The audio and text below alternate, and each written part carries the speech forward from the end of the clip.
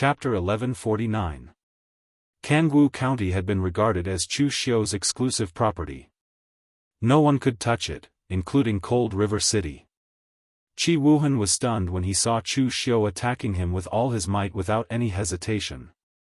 What is this guy thinking? Does he really not care about the relationship between the Imperial Sky Pavilion and Cold River City, or is he just a reckless man who doesn't know how to be flexible and only knows how to fight and kill? However, Chu Xiu was already slashing at him. The powerful sharpness of the blade forced Qi Wuhan to take it seriously. He had no time to think about these things. He threw a punch, and everything around him condensed into ice. It was as if every drop of water in the air had condensed into icicles, emitting boundless sharpness and blocking Chu Xiu's attack. However, the icicles were all torn apart. The chilly air in the air turned into a giant ice dragon and smashed down on Chu Xiu's attack. The dragon's tail swept out. Although it was torn apart by Chu Xiu's attack, it still managed to freeze the attack in the air. At this moment, Qi Wuhan made a seal with one hand. At this moment, Chu Xiu felt the blood in his body being frozen. This Qi Wuhan has probably comprehended a part of the power that belongs to the rules. In the next moment, two types of flames burned around Chu Xiu. The true fire of inner energy burst out, suppressing the chilly air that sealed his blood and qi in his body. The other was the world annihilation flame, which spread along the frost dragon towards Qi Wuhan. With a loud bang, the giant ice dragon exploded. Every piece of the ice dragon carried extremely powerful chilly power, forcing the Mahavarokana Dharma form behind Chu Xiu to appear. He made the colorless sealing mudra and collected all the ice pieces into it. Qi Wuhan took a step back with surprise in his eyes. No wonder you can kill Yi Tianqing. I really don't know how you managed to cultivate such powerful power at such a young age. Also, even I can't see through your inheritance. Which lineage of the primeval lord are you? However, to be able to control such power, Yi Tianqing's death was justified. Since he isn't wronged, then you don't have to avenge him. The triple annihilation arrow appeared in Chu Xiu's hand, burning with a world-destroying fire, and the arrow shot towards Qi Wuhan with an extraordinary power of nirvanic extermination. Although your power is demonic, this kind of thing can't hurt me. Qi Wuhan pointed with his finger. There seemed to be no change in the air, but the void trembled. An ice flower condensed on the triple city extinguishing arrow. In the blink of an eye, the annihilation triple city link arrow was frozen in mid-air, its power frozen. This was one of the secret skills of Cold River City, Divine Ice Finger, which was said to be able to freeze any kind of power. But in the next moment, Qi Wuhan felt that something was wrong. The Divine Ice Finger was not an unsolvable martial technique. The energy that was sealed in ice would definitely have a backlash. However, he did not sense any backlash at all. With Chu Xiu's strength, this should not have happened. In the next moment, a sense of crisis came. Layers of icicles appeared around Qi Wuhan's body, enveloping his whole body. A loud bang rang out, and a triple destruction city arrow had already shot out from behind him. It collided with the layer of ice and immediately ignited a monstrous world-destroying fire. The icicles shattered, but even the world-destroying fire was peeled off. Qi Wuhan said with a trace of horror in his eyes, "Illusion. You are also good at illusion." Just now, Chu Xiu had used the true illusion skill that he had learned from Moriha. However, it was a pity that he was not in existence like Moriha, who specialized in illusions. Even if he had sufficient mental energy, he could not use it naturally to the extent of being able to condense illusions into reality. Last time, Chu Xiu was able to discover the triple city extinguishing arrow because he had the heaven sun gazing at air. But now, Qi Wuhan had not cultivated the secret technique of mental strength, but he was still discovered. It seemed that Chu Xiu still needed to practice this move well. However, Chu Xiu did not know that Qi Wuhan's horror at this time was no less than his. Previously, all the martial techniques that Chu Xiu had used were the extremely fierce and imposing type. In the end, he was actually able to use such a dangerous and strange illusion technique. It was simply impossible to guard against. Yi Tianqing was simply a good-for-nothing. His death was worthless. He didn't even get to learn the basic martial arts of Chu Xiu before he died. Qi Wuhan's eyes showed a trace of blue light, which was very strange. This kind of strength of Chu Xiu was enough for him to use his full strength. Just to probe, maybe he would even follow Yi Tianqing's footsteps if he was careless. An extremely cold breath emanated from Qi Wuhan's body. In an instant, the originally hot southern wilderness suddenly snowed, like the frozen scenery of the north. Chu Xiu was slightly taken aback. Territory? It doesn't seem to be. This part of the world was still under the original rules, but Qi Wuhan forcibly used his own power to speed up the rules, causing the southern wilderness to begin to snow in the summer. But what was the use of this? To show that his strength was strong? Before Chu Xiu could react, in the endless snowflakes, a figure of hundreds of feet had already emerged. Countless snowflakes shrouded his body, and when he punched, the coldness seemed to freeze his spirit essence. At this moment, Chu Xiu understood that no wonder Qi Wuhan was called Ice God Lord. What he triggered was actually the power of the ancient demon god. The ancient demon god was born and nurtured by nature. They themselves were a kind of the rules of heaven and earth. Even though they had dissipated now, there was still a will floating between heaven and earth. What Qi Wuhan used was this power. Looking at the punch that was enough to freeze his spirit essence, Chu Xiu formed a seal with his hand, and his whole body was shrouded in pure demonic energy. The heaven cries blood rain fell, and the void was directly torn apart. The huge and ferocious demon god reached out and grabbed at the ice demon god. In fact, strictly speaking, Chu Xiu's great compassion mantra of heaven and earth was very similar to the power that Qi Wuhan was using now. Both of them were basically the same existence. The power brought by the great compassion mantra was the convergence of all kinds of evil and negative forces between heaven and earth. The demon god summoned after the heaven cries blood rain was just a manifestation of the convergence of power.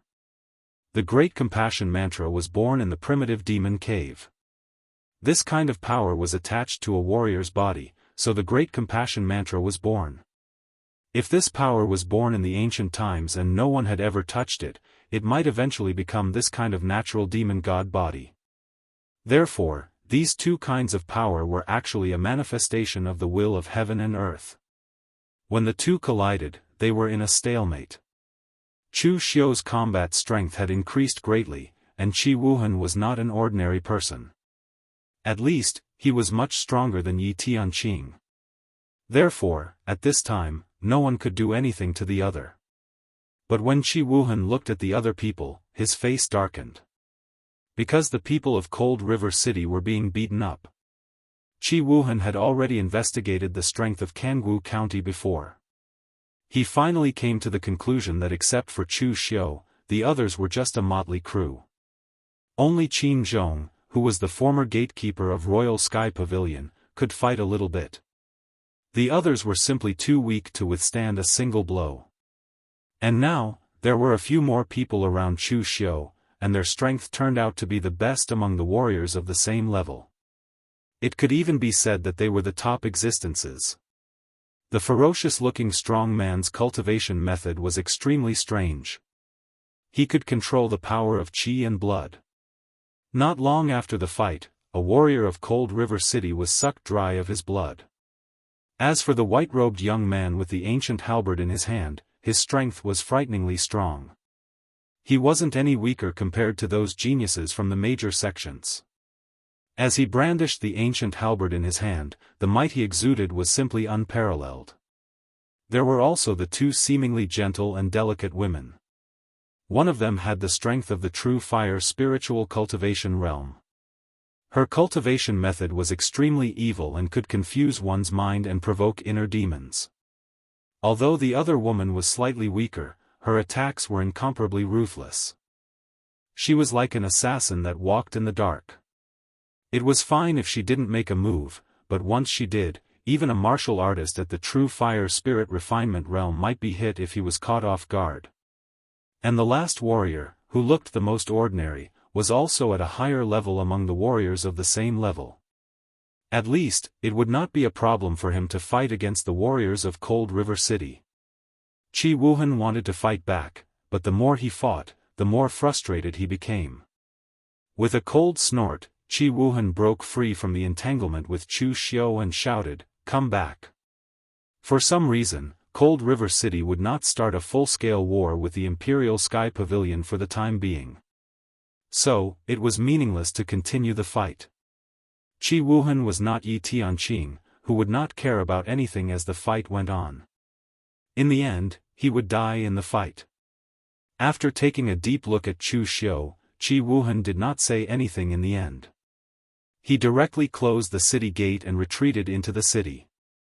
The surrounding warriors of Cold River City did not say anything because, strictly speaking, they were the ones who held Qi Wuhan back today. Qi Wuhan hadn't even used his trump card yet, but in the end, they couldn't hold on anymore. However, at this time, Qi Wuhan did not care about them. Instead, he immediately wrote a letter and sent it back to the headquarters of Cold River City. Chu Xiu would definitely be a great enemy of Cold River City in the future. Because Chu Xiu reminded him of a person. Without him, there would be no Cold River City today. Meng Xinghe, the Xinghe unfettered cultivator. Meng Xinghe in the past was like Chu Xiu now. He entered Cold River City as a foreign minister and was surrounded by groups of experts and talents. In the end, he helped Cold River City to rise. How similar was the current Chu Xiu to Meng Xinghe in the past? They were both young, but their strength was already extremely terrifying. They were all foreign ministers of big sects and were good friends with the successors of their sections. Now, he was surrounded by so many experts. The more Qi Wuhan thought about it, the more similar this scene was to Cold River City in the past. Cold River City rose because of this, but Qi Wuhan was also worried that it would decline because of this. This kind of success could be replicated in Cold River City once. There was no need for other sects to replicate it a second time. In his opinion, the threat of Chu Xiu was even greater than that of the Imperial Sky Pavilion, which was already in the twilight. Chapter 1150. Gold would shine wherever it was, and Chu Xiu would be viewed as an enemy no matter where he went. At this moment, Chu Xiu had no idea that someone like him, who was not loyal to the Imperial Sky Pavilion at all and was even trying to steal from the Imperial Sky Pavilion, would be considered a greater threat than the Imperial Sky Pavilion. Of course, the Daoist issue was not within Chu Xiu's consideration at the moment. Returning to the lower realm to destroy the Subodhi monastery and take control of the passage between the two realms was the most urgent matter for Chu Xiu. After staying in the Zhangnan prefecture for a while, Kucha came to report that He Jie had returned. After receiving the news, Chu Xiu immediately called Lu Jianghe and the others, who had been wandering around, to come back and prepare to return to the lower realm. In such a short time, Lu Jianghe and the others were naturally not there to cultivate. Even the calm Chu Wuji was wandering around. Mei Qinglian and Mu Zi even bought a lot of rouge and face powder. What would the others think of them bringing back such specialties from another realm? In the Nan'an prefecture, He Jie and Green Jade were already waiting for Chu Xiu. Have you finished dividing the territory with the barbarian tribes in the depths of the Dilua Mountains? What's the result? He Jie bowed to Chu Xiu and said, thanks to the power brought by the divine messenger, our He Luo tribe is now on par with the large tribes in the depths of the Dilua Mountains. Our tribe does things in a simple and direct manner. The more strength you show, the higher your status. Therefore, the entire territory near Jianghu County is now under the control of our He Luo tribe. Chu Xiu nodded in satisfaction. This way, he did not have to worry about anything in the barbarian tribe. As long as the He Luo tribe was not destroyed, they could help him protect this place. Then, Chu Xiu said in a deep voice, I have something to ask Chief He Jie and Priest Green Jade's help. It's not a divine decree, but a personal matter. He Jia hastily said, it doesn't matter if it's God's will or not, as long as it's an order from Lord God's messenger, our Black Net tribe will definitely risk our lives to fulfill it. Chu Xiu nodded with satisfaction and said, it's like this. God's power is extremely strong. He created many worlds in a row, and the world you live in is one of them. I also have a foundation in another world, but I need to eliminate some disobedient forces. I don't have enough manpower at the moment, so I need you and the high priest to take action. Lu Jianghu and the others watched as Chu Xiu pretended to be a quack, and all of them had strange expressions on their faces. Even Lu Fengxian, who was the kindest of them all, couldn't help but want to laugh. However, he held it in. Lu Jianghe and the others began to sympathize with the barbarians after seeing how Chu Xiu had tricked them. Of course, they did not know how much effort Chu Xiu had put into the details in order to create the image of himself as the oracle. After all, although these barbarians were a bit simple-minded, they were not idiots. He Jia and Green Jade looked at each other and nodded. They agreed without any hesitation. They had already discussed this before. They could only obey this Lord God's messenger. There was no other choice. Unless he did something that would harm their tribe, they had to maintain this attitude. Only then would they be able to obtain a steady stream of God's power. Now, they were only being asked to be hired as fighters. This was not a big deal for them. Lu Jiang, he said from behind, is it enough to bring the two of them? Chu Xiu narrowed his eyes and said, don't underestimate them. He Jia's power is not inferior to that of a heaven and earth profound realm expert who specializes in cultivating the body. Although he might not have an advantage against a warrior of the same realm, he can still easily defeat you. Green Jade is the high priest of the Black Net tribe. He has mastered many strange barbarian secret techniques. He can also threaten the heaven and earth profound realm experts. After everything was arranged, Chu Xiu directly brought his people to the passage and returned to the mortal world. He Jia and Green Jade had come to the mortal world for the first time. Even if they were not very curious, they were still very shocked. However, after a while, they calmed down. At least, they were calmer than when Lu Jianghe and the others had first arrived at the Daoist tribe. Lu Jianghe and the others thought a lot, so they were very curious. He Jia and Green Jade's thinking was very simple. Since Chu Xiu was the God's messenger, and God was an omnipotent existence, what did it matter if he created a few worlds? In any case, everything that they could not understand could be blamed on God. After returning to the Kunlun mountain, Chu Xiu arranged for He Jia, Green Jade, and the others to rest. He asked Wei Shuya, Elder Wei, has anything happened in the martial world recently? Wei Shuya shook his head and said, no, Sabodhi Zen Monastery is gathering all the disciples. It seems that they don't intend to leave, but fight with them desperately. The entire martial world also knows about this matter. Now it is the calm before the storm. However, you will probably see a lot of acquaintances later. All the major sects are preparing to come to the Kunlun mountain in 2s and 3s. Some should already be on the way. Chu Xiu narrowed his eyes and said, oh. I have underestimated them. I have returned twice, and there are still people preparing to make a move. Could it be that they have some trump cards? Wei Shuya had a strange look on his face, they shouldn't be here to make a move. Then what are they here for? They should be here to persuade you to repent. Wei Shuya was right. The major sects really didn't come to find trouble with him, but to persuade him. The first to come was the Xianxia clan, and the Xianxia clan also brought the Mo family along. After a few years, Mo Tianlin had stepped into the real pellet state and became the master of the Shangyang Mo family. He still had 2 small mustaches, which made him look much more mature. Seeing Chu Xiu, Mo Tianlin smiled and said, Brother Chu, welcome back. Mo Tianlin walked forward with a smile. When he approached Chu Xiu, he whispered, it was the Xianxia clan who forced me to come. For the Mo family, I had to come with you, but Brother Chu, no matter what you do later, you don't have to consider me.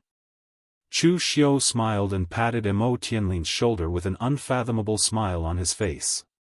The Xianxia clan thought a lot. They even knew to use their relationship with Mo Tianlin. After all, everyone in the martial world knew that Mo Tianlin and Chu Xiu were good friends in the early days. Chu Xiu looked at Ying clan's old ancestor and said, "What is Mr. Ying doing here in the Kunlun mountain? It can't be to welcome my return, right?" Ying clan's old ancestor asked, "Why not? If it is possible, then it is a joke." Chu Xiu said blankly. Ying clan's old ancestor laughed and said, "No, this is not a joke. Chu Xiu, now, you have the strength to do so. After 2 great tribulations, everyone thought you would die. To be precise, they watched you die, but you came back. I dare say that there are almost no forces in the martial world who are willing to be enemies with you now, and the Kunlun devil cult can also gain a foothold in the martial world. If that's the case, why do you have to be so ruthless? You have already destroyed the great Guangming temple. As for the Sabodi Zen temple, how about you let them go once? I am willing to lead the righteous martial world and form an alliance with the demonic path. From now on, everyone will live in peace, and there will be no confrontation between the righteous and the demonic path. What do you think?" Chu Xiu stared at Ying clan's old ancestor until the smile on his face completely disappeared. Then, he said indifferently, "Mr. Ying's words are a bit too much. Your Xianxia Ying clan has been neutral most of the time and has not suppressed the demonic path too much. This is true. But when my demonic path was suppressed in the past, why didn't you mention anything about an alliance and eliminating the confrontation between the righteous and demonic path? I, Chu Xiu, always follow the rules. If people respect me, I will respect them tenfold. If anyone dares to touch me, I will annihilate their entire clan." The corner of Ying clan's old ancestor's mouth twitched. "If I respect you, you will only return tenfold. If anyone dares to touch you, they will be annihilated. This doesn't seem fair." Chu Xiu said coldly, "The Sabodi Zen temple attacked me once in the 6 illusory realms. Then, they took the lead to seal my holy church's rootless sacred flame. There are personal and public grudges. If I don't annihilate the Sabodi Zen temple, how can I, Chu Xiu, have the face to stand in the martial world?" Ying clan's old ancestor signaled Mo Tianlin with a look, indicating for him to persuade him. He was the one who had forced Mo Tianlin to come. Of course, he had only hinted at him and not directly threatened him. After all, Mo Tianlin was Chu Xiu's good friend. If he put a knife to his neck and threatened him, he would offend Chu Xiu even more. But even so, Xianxia Ying clan had secretly threatened Mo Tianlin with a few words, and Mo Tianlin had still followed them. Although they both belonged to the 9 great clans, the difference between the Mo clan and the Xianxia Ying clan was like the difference between heaven and earth. Mo Tianlin saw the look in Ying clan's old ancestor's eyes and shook his head helplessly. It was precisely because he was Chu Xiu's good friend that he knew that Chu Xiu was never a person who could take advice. Once he made a decision, no one could change it unless he died. But Mo Tianlin couldn't disrespect Ying clan's old ancestor here. He had no choice but to stand up and say, "Brother Chu, this matter is indeed the Sabodi Zen temple's fault. But Brother Chu, you are broad-minded and magnanimous. A prime minister's stomach can carry a boat, and a general's forehead can run a horse.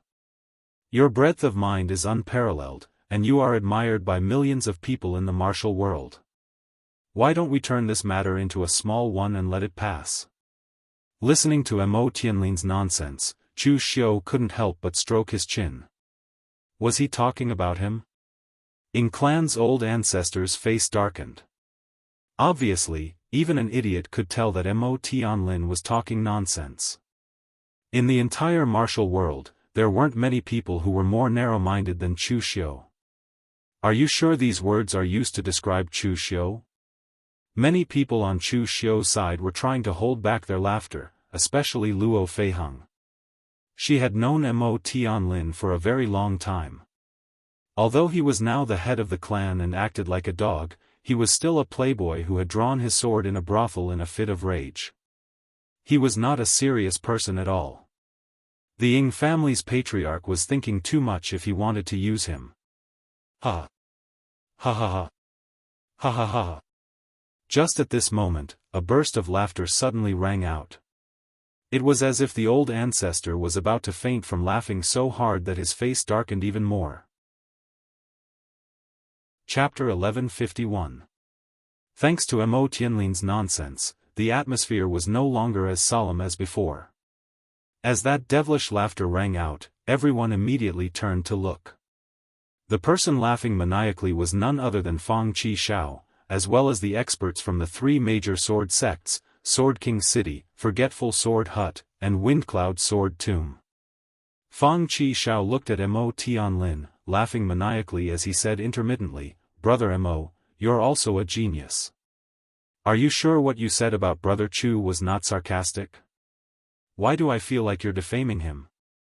Heavenly King Shen's face darkened.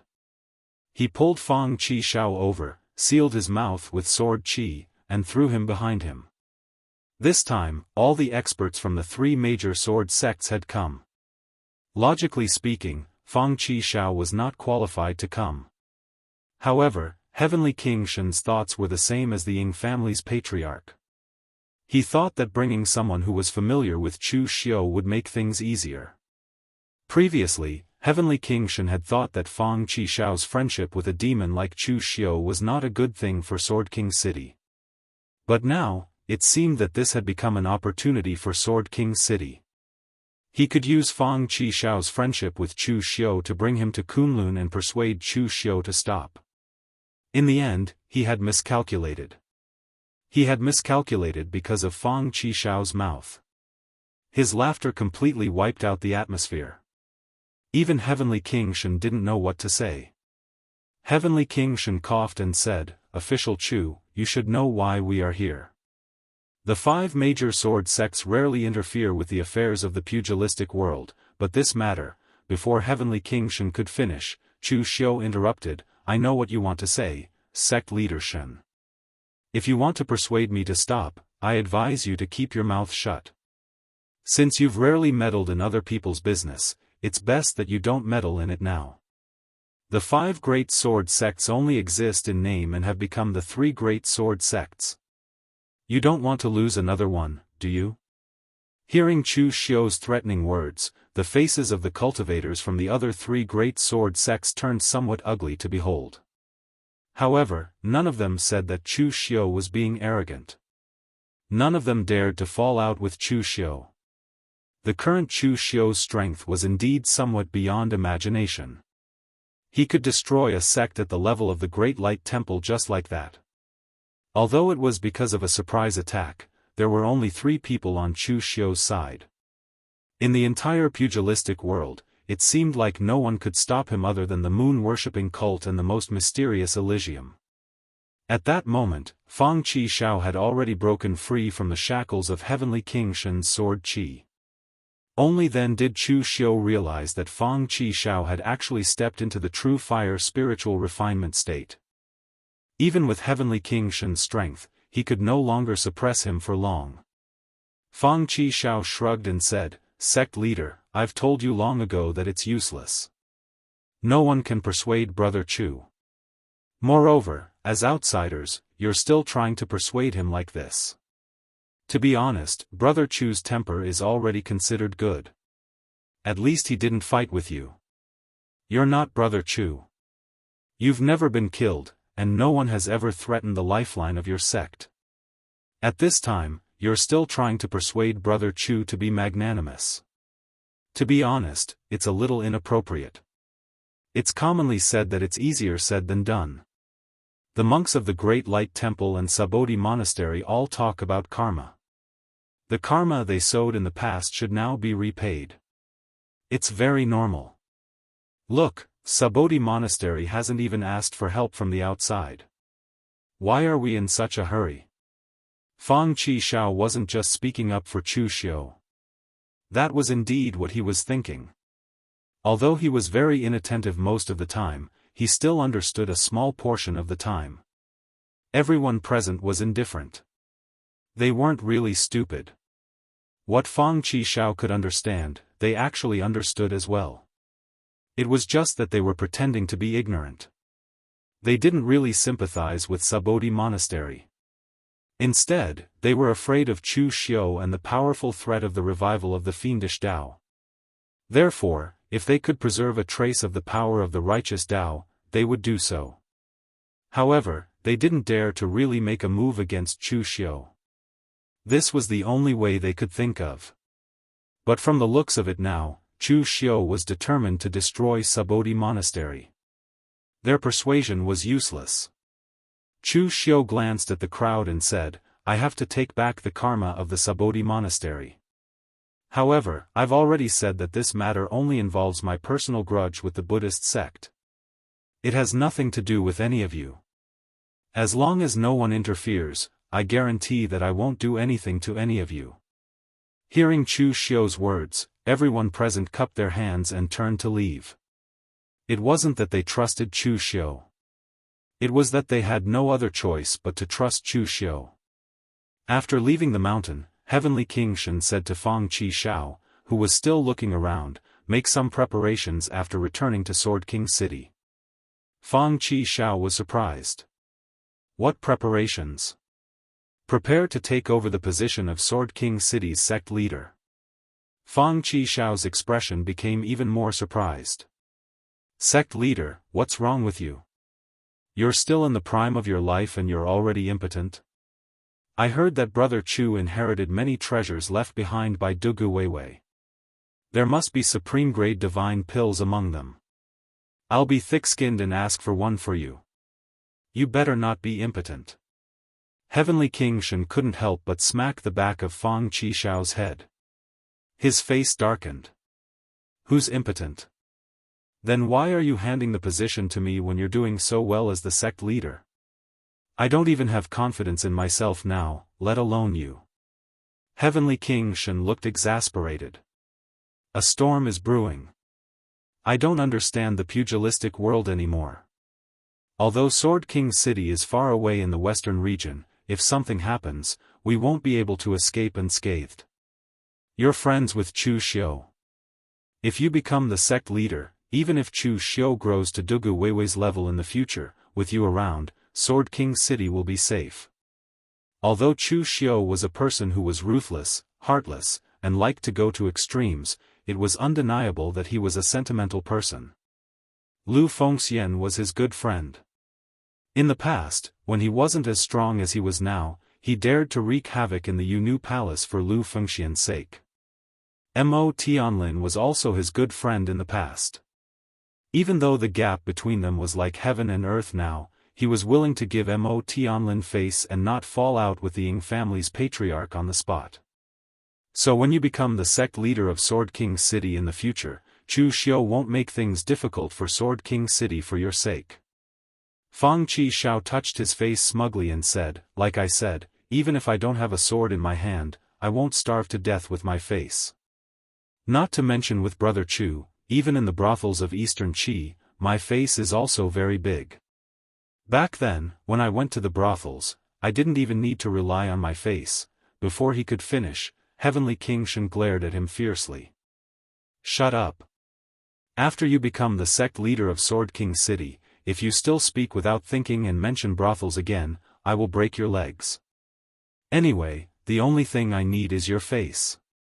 Fang Qishao immediately shut up, but then he cautiously said, "Sect leader, but what if the orthodox sects gain the upper hand in the end? Do you think they will accuse Sword King City of colluding with the evil sects? Those guys are very good at making false accusations. Even I can't win against them with my mouth." Heavenly King Shen said lightly, "So be it. It's not like Sword King City doesn't have any connections in the orthodox sections. You are the one who is on good terms with Chu Xiu, not the few of us." Seventh young master Fang clicked his tongue and sighed. The sect master was indeed the sect master.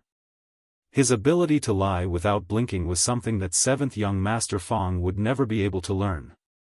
It seemed like if he wanted to be the sect master of a large sect, he would have to learn how to be shameless.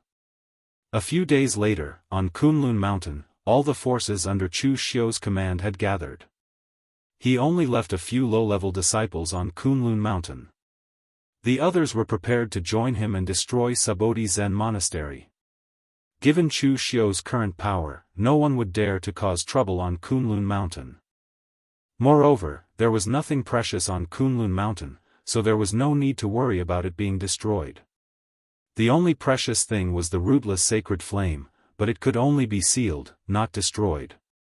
Looking at the warriors under his command, Chu Xiu didn't make a long speech this time. He just waved his hand and said lightly, "Let's go." But these two words also attracted the loud cheers of the Kunlun devil cult warriors. When Chu Xiu wasn't around, they didn't know how long they had been sulking. Now that Chu Xiu was back, they first destroyed the Great Light Temple, then destroyed Sabodi Zen Monastery. Their Kunlun devil cult finally stood at the peak of the pugilistic world. In the southern barbarian land, the barbarians around Sabodi Zen Monastery had all left. Not a single one of them remained.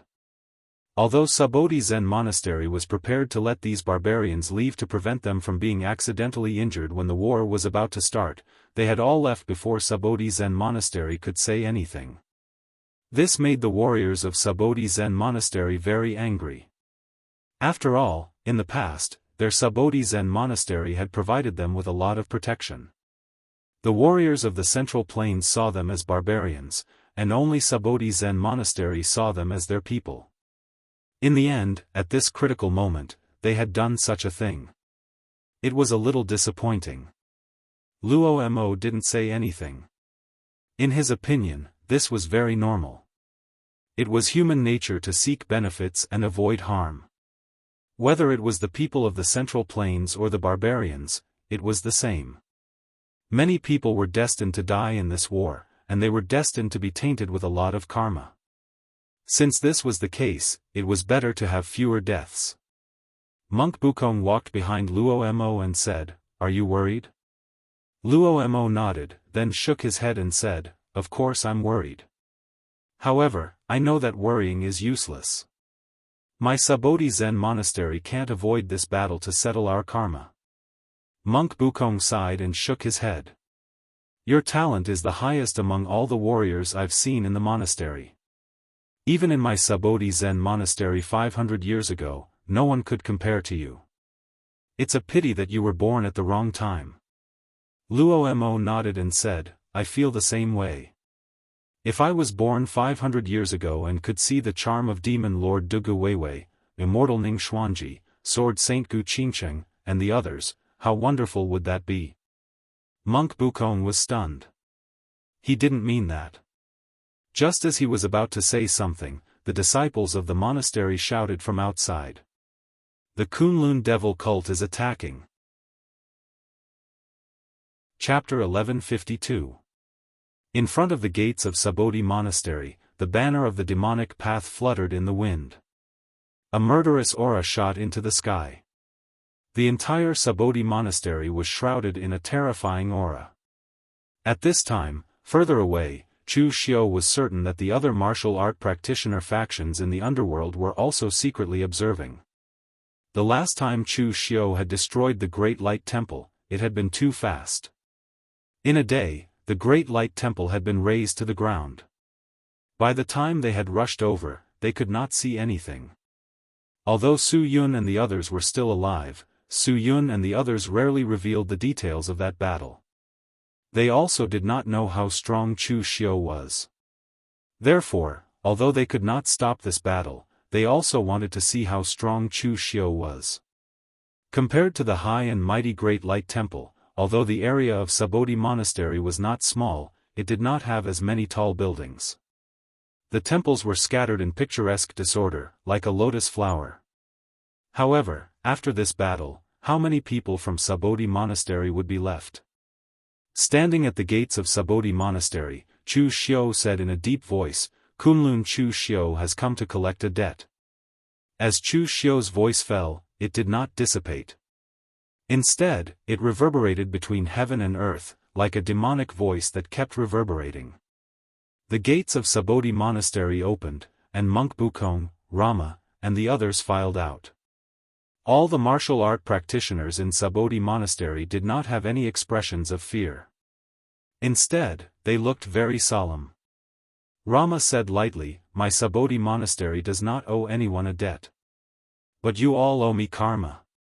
Chu Xiu stared at Rama and said in a deep voice, "I am very puzzled as to why you did not leave. The Great Light Temple did not have a chance to leave, but you clearly had a long time. You could have gone overseas, in the land of the far west, anywhere. In the end, you chose to wait for death here. This is really beyond my expectations." Rama shook his head and said, "Since it is karma, you will have to pay it back sooner or later. The karma between you and me was not because of the illusory 6 realms, but because of our standpoints. Since you chose to restore the Kunlun devil cult, there is no room for reconciliation between you and the Buddhist sect. The Sabodhi Monastery will not hide forever. After today's battle, whether the devil rises and the Tao vanishes, or if the karma is settled, there must be a result." The warriors who were hiding in the surroundings to watch the fight were all silent. They knew that Luo Mo's last sentence was actually directed at them. If the Sabodhi Monastery lost today's battle, then the Jianghu would be filled with demons and the Tao would disappear. The situation where the Kunlun devil cult dominated the Jianghu would repeat itself. Of course, they were aware of this. However, in the face of Chu Xiu who seemed to be unkillable, who would dare to stick their heads out? Going to Kunlun to persuade Chu Xiu was the best they could do. Of course, Luo Mo did not expect them to help. Since the entire Sabodhi Monastery did not choose to leave today's battle, they were already prepared to fight to the death. Luo Mo put his palms together and chanted, "Amitabha." In the next moment, all the disciples of the Sabodhi Monastery chanted. In an instant, their heads were filled with Buddhist light that shot into the sky, piercing through the sky that was covered by endless dark clouds and devil chi. Little halos appeared around Bukong monk. Everywhere he passed, the surrounding plants bloomed and a rich life force bloomed. However, the price of this life force was the consumption of his own life force. In the next moment, a tall pagoda rose from the ground in the Sabodhi Monastery. It looked simple and solemn. It was actually made of bronze. The body of the pagoda was engraved with mysterious Sanskrit Buddhist seals and carved with countless Buddhist allusions. This was the treasure of the Sabodhi Monastery, the Buddha Pagoda. In the next moment, a huge strange flower slowly bloomed on the Buddha Pagoda. The huge strange flower was dozens of feet tall. Just the petals and leaves were as tall as a person. In the center was a beautiful flower that was as white as snow. It exuded a holy aura. The flower was only half open, but when Bukong monk put his own life force into it, the flower bloomed. Suddenly, a bright Buddha light bloomed.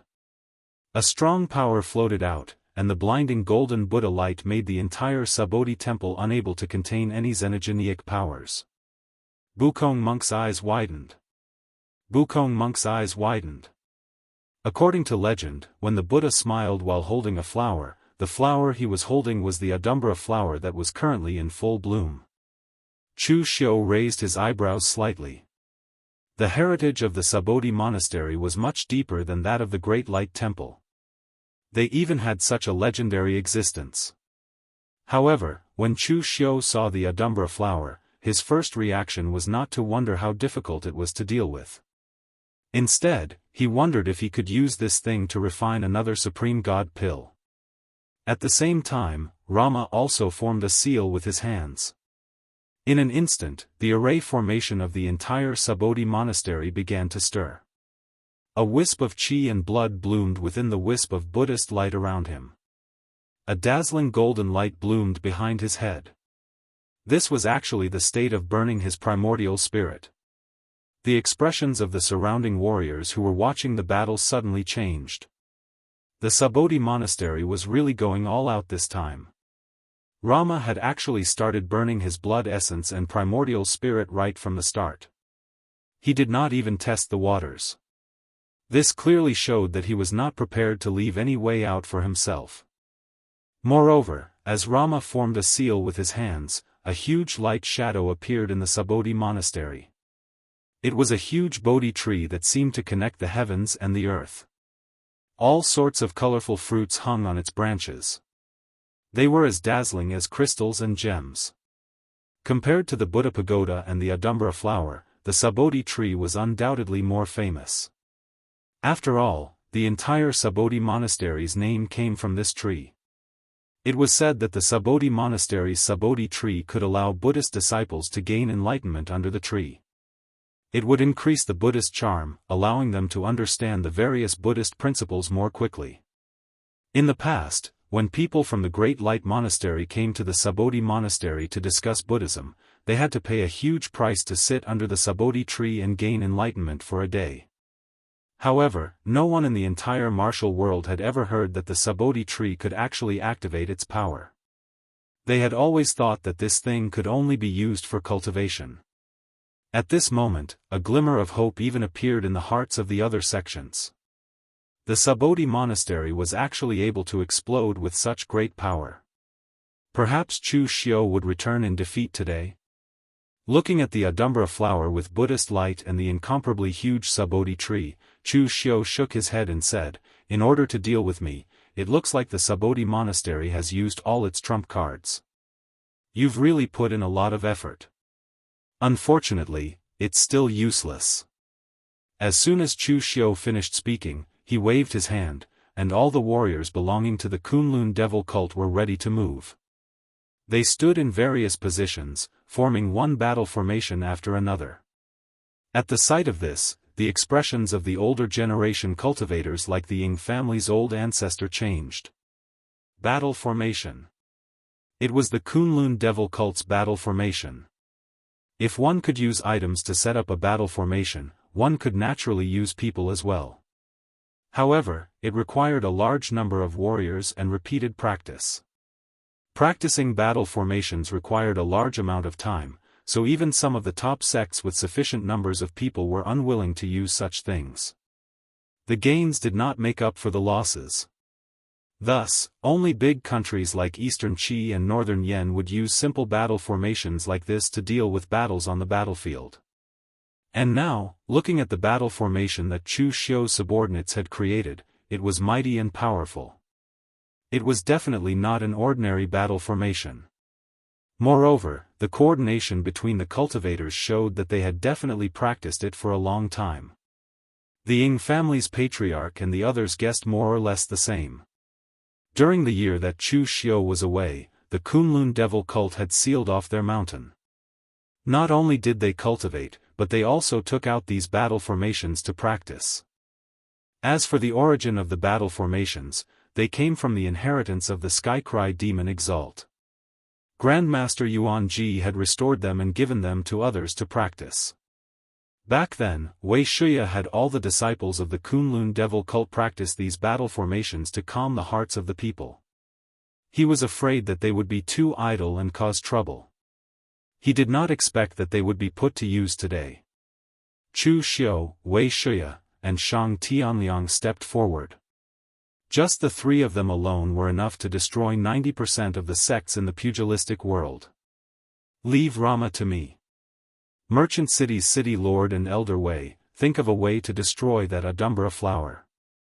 That flower keeps giving me an extremely dangerous feeling.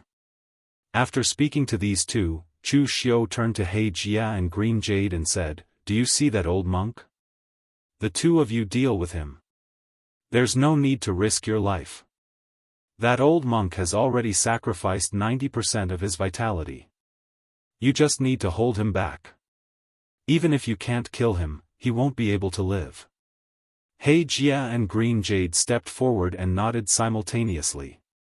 Everyone present was stunned when they saw He Jia and Green Jade standing behind Chu Xiu. Where did Chu Xiu find these two fellows? Looking at their appearances, they looked like barbarians. However, it was only their skin color that was similar. Other than that, they did not look like barbarians. Moreover, based on the auras they exuded, everyone could sense that they were very strong. However, they could not tell exactly how strong they were. However, from where they were standing, it was clear that they were definitely not weak. At the very least, they were stronger than Chu Wuji and the others. This was because they were standing directly behind Chu Xiu. Fight! As Chu Xiu shouted these words, the formation-breaking sword in his hand descended. An extremely sharp light slashed towards Rama. Wherever the blade passed, it seemed as if the entire world would be torn apart. Wei Shuya and Shang Tianliang also attacked that Adumbra flower. With this flower in full bloom, aside from the purest physical strength, all other types of energy within the range of Subodhi Monastery would be completely repelled.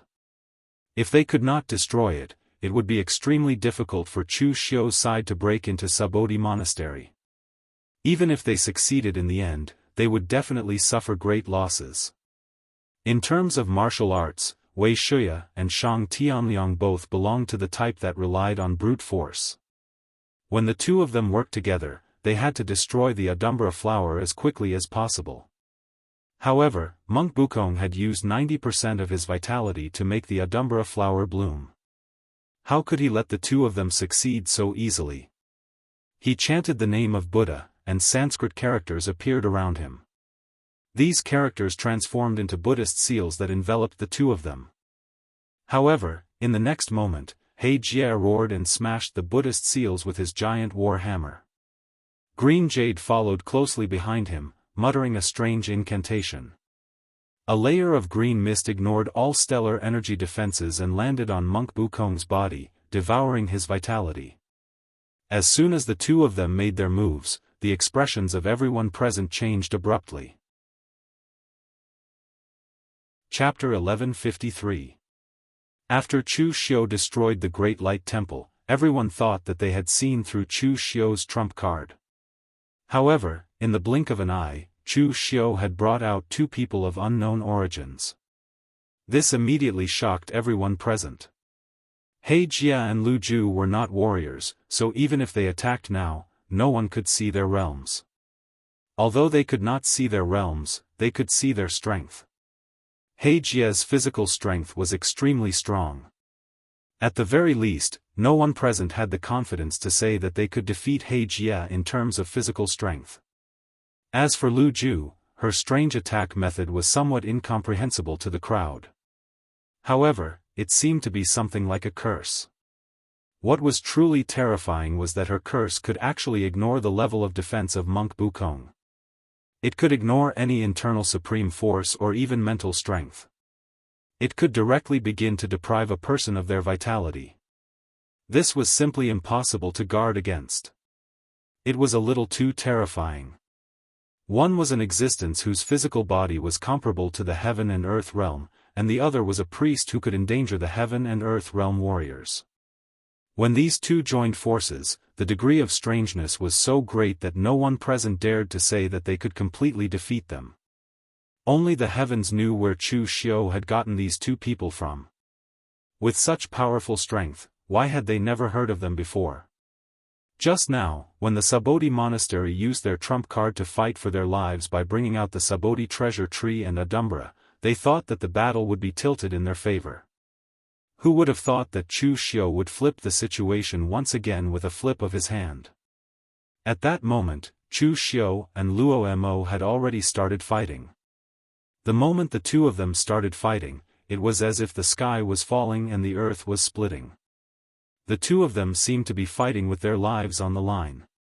Rama, who had burned his essence blood and primordial spirit, had already erupted to the peak of his strength. In addition, with the support of the Subodhi tree and Adumbra Brahma's power suppressing Chu Xiu's heterogeneous demonic energy, Rama's current foundation of power was even superior to Chu Xiu's. As Chu Xiu's blade slashed down, Rama put his palms together. The shadow of the Subodhi treasure tree swayed. Golden Buddhist light poured into Rama's palms. A powerful force erupted and directly extinguished the power of Chu Xiu's blade.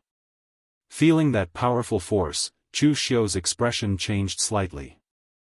Among the heaven and earth mysterious realm experts in the lower realm, Rama should be considered the youngest. However, his abilities were not the weakest. In fact, he was among the top few. Now, Rama had started to fight with his life on the line. Even Chu Xiu was shocked by his power. The misty slash combined with the blade intent of the break formula was unable to do anything to his opponent. One could imagine how powerful Rama's current foundation of power was. The world-extinguishing flame around Chu Xiu started burning. It moved along the blade of the saber and burned in the direction of Rama. However, halfway through, the world-extinguishing flame came into contact with the Buddhist light that had erupted from Adumbra Brahma. Although it did not immediately extinguish, it was stuck halfway and could not take another step forward. Chu Xiu frowned. This damn thing's power was actually so overbearing that even the world-extinguishing flame could not suppress it. At this moment, the situation of the Kunlun devil cult people below was not too optimistic. There were not many people in the Subodhi monastery. There were less than 1,000 monks in total, which was less than a tenth of the Kunlun devil cult. However, with the Adumbra Brahma's Buddhist light present, Chu Xiu's subordinates could not break into the Subodhi monastery. Only Lu Jianghu, Lu Fengxian, and a few others could charge in. Unfortunately, they were beaten out in an instant. Before Chu Xiu could think of a way, Rama had already chanted the name of Buddha. On the Subodhi tree, a dazzling golden fruit exploded with a blinding Buddhist light. It landed in Rama's hand, and instantly, a staff formed from golden Buddhist light appeared. As the staff smashed down, Chu Xiu's body was completely sealed by the blinding Buddhist light. The power of the Subodhi tree and the Adumbra Brahma actually had some kind of connection, causing Chu Xiu's body to be completely enveloped in Buddhist light. Even the formation breaking technique could not cut it open. More accurately, the formation breaking technique could cut it open, but the moment it was cut open, it would be filled with Buddhist light. The staff fell from the sky, and the Vairocana Dharma appeared behind Chu Xiu. He formed a colorless sealing palm imprint and faced the attack, but it was instantly defeated. In this state, Rama's power was frighteningly strong. Perhaps even Yi Shaonan would be able to stand shoulder to shoulder with him. Holding the formation-breaking technique in front of him, Chu Xiu's body instantly erupted with a large amount of golden-silver true fire. The power of the Adumbra Brahma could seal off all kinds of strange powers, but it could not seal off pure physical power. However, just by using pure physical power to block, Chu Xiu was directly smashed into the ground by Rama's staff, creating a huge crater. Seeing Chu Xiu crawl out of the crater in a sorry state, none of the martial artists who were secretly watching the battle mocked Chu Xiu. On the contrary, everyone's heart sank. Because Chu Xiu's strength was beyond their imagination. Although Chu Xiu was the one who had suffered from that blow, who was he facing? He was facing the divine monk Rama, who had ignited his vital energy and primordial spirit, and was supported by the power of the Subodhi tree. Meanwhile, Chu Xiu himself was being suppressed by the power of the Adumbra Brahma. Most importantly, Chu Xiu was still at the peak of the true fire spirit refinement realm. He had not yet reached the mysterious opening of heaven and earth realm. In this state, Chu Xiu should have been killed by a single slap from Rama. However, although he was in a sorry state, he crawled back up as if nothing had happened and continued to fight. This was truly terrifying. Rama frowned. Most of the time, he was expressionless, but a hint of anxiety appeared on his face. It was not that he was anxious for success, but that Chu Xiu's strength had also surpassed his imagination.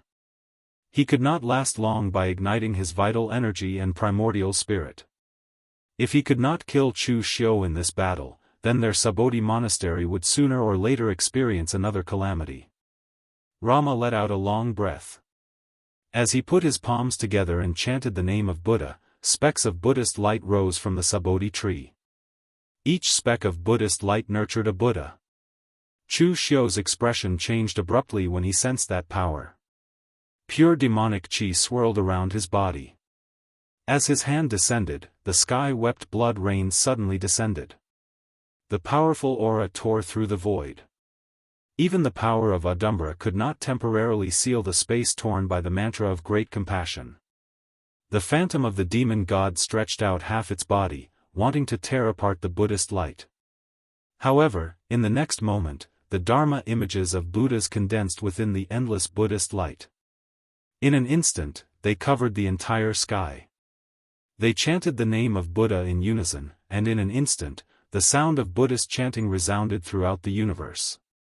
10,000 Buddhas greeting. The space torn by the demonic chi collapsed. The phantom of the demon god wailed and shattered. This was the first time the mantra of great compassion had been directly suppressed in a head-on battle. One could imagine how powerful this power was. Moreover, this was not the end. The endless Buddhist light transformed into a powerful sealing force that directly pressed Chu Xiu into the ground. His inner force, true fire, and world-destroying fire kept erupting, but they could not stop this powerful force. It directly pressed Chu Xiu into the ground, and he instantly lost all signs of life. Everyone present was stunned. Chu Xiu was dead. Although the power of Rama's 10,000 Buddha greeting technique was indeed very shocking, and it could even be said to have frightened them, Chu Xiu should not have died just like that. In the next moment, Rama suddenly turned around and put his palms together. The formation that had appeared from the void was directly grasped in his hands, revealing Chu Xiu's slightly pale face. Rama said calmly, "A very powerful illusion. Even I did not see any clues at the beginning. The northern Buddha sect cultivates the body, while the southern Buddha sect cultivates techniques. You thought that I was only skilled in powerful Buddhist techniques, so you paid a huge price to use an illusion to kill me at close range. Unfortunately, you are wrong. The Buddhist lineage is actually not that divided. The northern Buddha sect cultivates the body, while the southern Buddha sect cultivates techniques. This has never come from the mouths of the Sabodhi monastery and the Great Light Temple." Chu Xiu's expression suddenly changed. On the other side, Rama's body emitted a golden light, and a powerful force came from the blade. Chu Xiu was directly thrown out. At the same time, Rama's hand formed a fist seal and suddenly came crashing down. Vajra demon subduing seal, angry Vajra, destroy evil and suppress demons. Chu Xiu felt as if he had been hit by a huge mountain. His body was once again blasted into the ground, creating a huge pit. The power of the eternal demon elixir in his body nourished Chu Xiu's injuries, but he still could not help but bleed a little. It had been a long time since someone had been able to make him so miserable. Although the fighting spirit in Chu Xiu's eyes was surging, he had not lost his rationality to the point of using the blood demon transformation technique to fight desperately. It was normal for the Sabodhi monastery to fight desperately in this battle, but it was not his turn to fight desperately. There were many people in the surroundings who were eyeing him covetously. Unless he could completely deal with the Sabodhi monastery, he had to hold back a portion of his strength. He definitely could not fight desperately. Chu Xiu shouted at Shang Tianliang and Wei Shuya, "How much longer do we have to defeat that Adumbra Brahma?" The battle had already reached a stalemate. Rama, who had ignited his blood essence and primordial spirit, as well as the power of the Sabodhi tree, was so powerful that he could directly suppress Chu Xiu.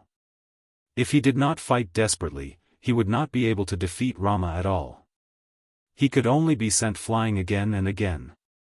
As for the Bukong monk, he was, after all, a martial artist who had fought against the Kunlun devil cult 500 years ago. His battle prowess was also extraordinary. He had only sacrificed his life force, not his battle prowess. Thus, even if He Jia and Green Jade worked together and managed to outlast him, they were temporarily unable to defeat him. Thus, the most important thing right now was the blooming Adumbra Brahma. As long as he could destroy that thing, Chu Xiu would be able to use all of his trump cards without worry and win in one fell swoop. Shang Tianliang said gloomily, "What are you rushing me for? This thing is very evil. The closer we get to it, the more the power of the foreign species is suppressed. How long will it take for us to destroy it with just our fists? At this moment, Lu Fengxian, who was tangling with the Sabodhi monastery monks below, suddenly broke away from the battle. She stepped forward and said solemnly, "Let me." Chapter 1154. In this battle against Sabodhi monastery, only existences at the profound opening realm had the right to stand at the top of the battlefield. People like Lu Fengxian were very strong, but they could only fight against others. When Lu Fengxian suddenly stepped forward, no one sneered or questioned him. Even Shang Tianliang and Wei Shuya subconsciously stepped aside to make way for him. This was because they believed in Lu Fengxian. Unlike the other members of the Kunlun Devil cult, Lu Fengxian was the only one in the Kunlun Devil cult who purely believed that Chu Xiu was his good friend. That was why he stayed in the Kunlun Devil cult to help Chu Xiu. If not for this, forget about the Kunlun Devil cult. Even if Elysium asked Lu Fengxian to become a divine general, he would not go. Moreover, everyone had been in contact with Lu Fengxian for a long time. They only had one impression of Lu Fengxian, and that was sincerity. This was a person who would treat you sincerely as long as you treated him sincerely. Even Lu Jianghu, who would say something about everything, could not say anything bad about Lu Fengxian. This Lu Fengxian would not brag, nor would he try to be brave. If he said he would come, then he would definitely have a way to defeat Adumbra. Adumbra was on the Buddha Pagoda, and the Buddha Pagoda was at the very center of the Great Light Temple. Previously, Wei Shuya and Shang Tianliang had worked together, but they had only moved less than 1/5 of the distance forward. Lu Fengxian gripped his peerless halberd with both hands. In this instant, Lu Fengxian's blood boiled and burned. Wisps of blood-red mist curled around Lu Fengxian's body, causing the surrounding space to distort. The ground beneath his feet began to crack. In fact, this was not the burning of one's blood essence. Instead, it was a scorching aura formed by boiling one's vital energy to the extreme. It was so hot that it caused the air to distort. Adumbra could restrict any type of power, but it could not restrict pure physical power. Before LV Fengxian obtained the Nine Heavens Fiend golden body, he was famous for his innate divine strength. At this moment, the strength of his body was even stronger than Chu Xiu's, who had refined his body with true fire. It was so strong that LV Fengxian's body couldn't bear it. Lu Fengxian's exposed skin began to crack. A large amount of crimson energy gushed out, dyeing Lu Fengxian's eyes with a crimson red, a crazed crimson red. But he suppressed this craziness. The halberd in his hand smashed towards Adumbra with a power that could shatter mountains and split seas. Shui Wuxiang and the others who were fighting in the crowd saw this and couldn't help but exclaim in shock, "It's peerless. My lord has even comprehended this move? He has already completely digested the imprint left behind by old lord?" Marquis Lu Wenho's halberd was called peerless. This move was also called peerless because the power he erupted with was unparalleled in the world. Yan Qishao, who had a straightforward personality, shook his head and said, "He should have comprehended it long ago. Old Lord is already completely dead, but Lord is different.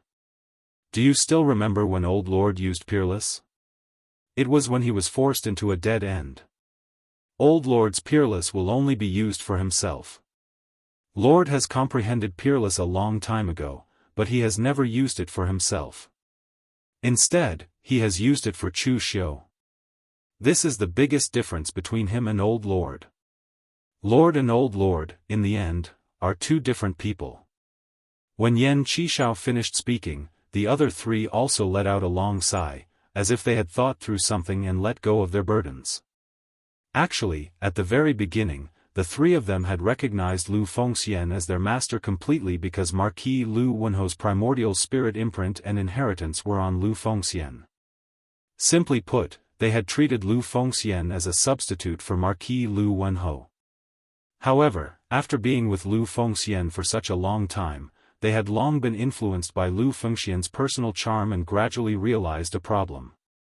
Lu Fengxian was Lu Fengxian, never Marquis Lu Wenho, not in the past, and definitely not now.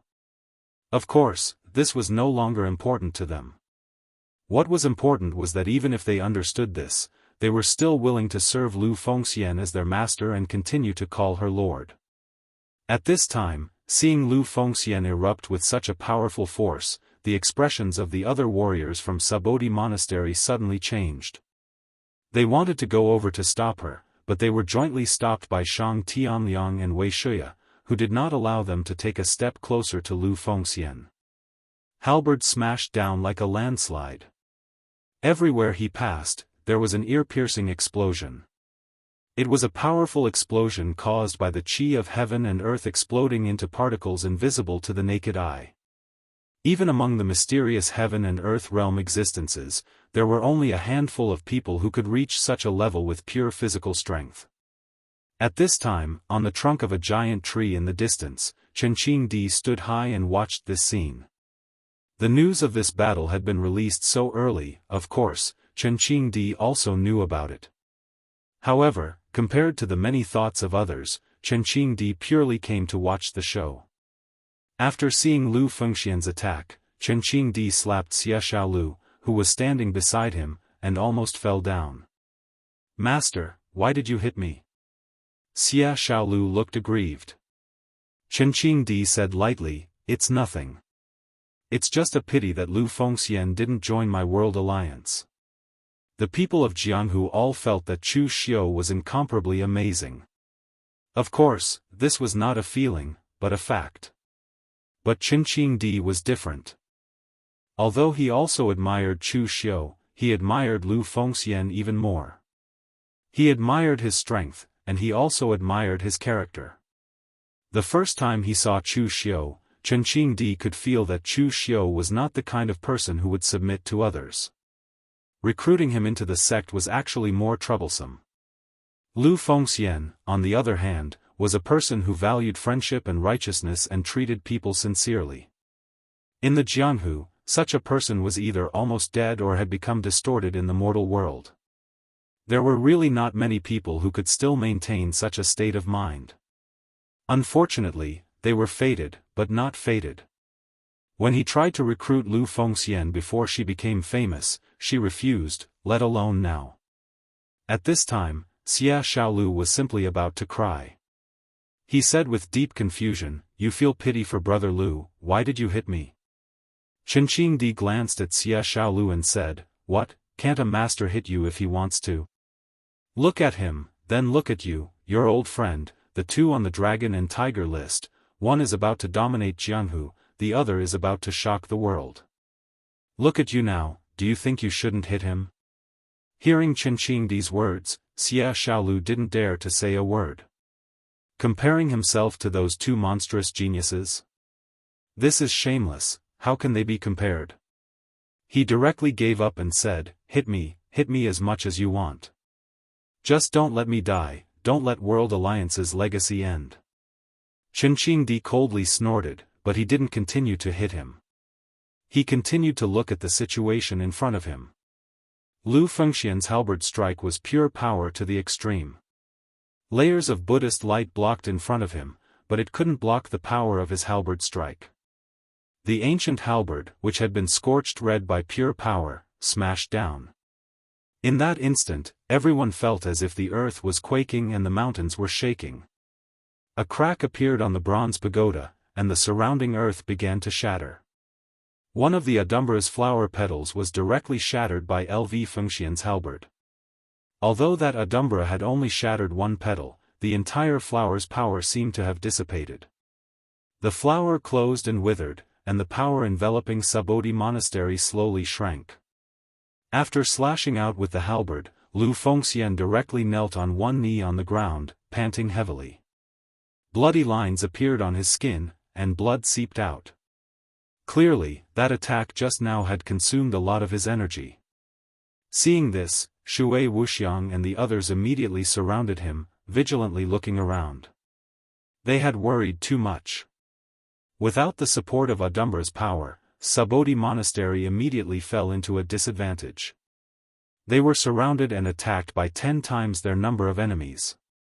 Seeing this, Shang Tianliang and Wei Shuya immediately attacked the two sides. Wei Shuya and He Jia attacked Monk Bukong, while Shang Tianliang and Chu Xiu attacked Rama. Shang Tianliang punched out, and the power of withering burst forth. A strange power rippled in the wind generated by his fist. However, Rama merely formed a Buddhist seal with his hand. It was as if the Buddha was smiling. In an instant, a green fruit on the Subhuti treasure tree flickered and merged with the Buddhist seal. It directly sent Shang Tianliang flying. He also smashed into the ground, creating a large pit. Shang Tianliang gritted his teeth as he crawled to his feet. He finally understood how Chu Xiu had felt earlier. This monk's explosive power was indeed hard to block. In fact, he couldn't even take as much as Chu Xiu. Chu Xiu said solemnly, "City Lord Shang, don't be in a hurry to fight him. Rama can't win in this state. Although the power brought about by burning his vital energy and primordial spirit is strong, there is a limit. Even if he is young and strong, and his vital energy is at its peak, how long can he burn it for? In the end, the one who can't hold on will still be him." Shang Tianliang snorted coldly and said, "Why didn't you say so earlier? If you don't personally experience it, how will you know how strong this power is?" At this time, on Rama's side, Rama, who had been incomparably calm, was now anxious. Variables, all of them were variables. They didn't expect He Jia and Green Jade to be present, so when they came up with the plan, they thought that their trump cards would be enough to fight against Chu Xiu. They also didn't expect Lu Fengxian's strength to be this strong. With her true fire refinement realm cultivation, she could explode with physical strength that was even more terrifying than most heaven and earth elemental enlightenment realm cultivators. She shattered the Adumbra flower, which had just bloomed, and it started to close. These variables put their Subodhi monastery in danger. If they didn't think of a solution, their Subodhi monastery would probably follow in the footsteps of the Great Light Temple. After checking his remaining qi, blood, and primordial spirit, and estimating his limit, Luo Mo said in a deep voice, "Xiao Mo, activate the 6 paths of Buddha rebirth formation. 15 minutes, I only need 15 minutes. Chapter 1155. The array formation that had sealed the Kunlun devil cult's rootless sacred flame was the 6 paths of reincarnation formation. However, this array formation wasn't just used for sealing. It could also be used for protection. When Xiao Mo heard what Rama said, a sense of sorrow welled up in his heart as he activated the array formation. Since Rama had said half an hour, it meant that he was going to use his last bit of strength in the remaining half an hour. Rama was younger than Xiao Mo, but when Xiao Mo's heart had died, it had been Rama who had saved him and awakened his dead heart. Therefore, Xiao Mo's feelings for Rama were very special. Not only did he see Rama as his abbot, but he also saw him as a teacher and a friend. Seeing Rama fight with his life on the line, Xiao Mo was actually the one who felt the worst. The 6 paths of reincarnation formation was activated. This array formation wasn't like the one in the Kunlun devil cult that hadn't been maintained for 500 years.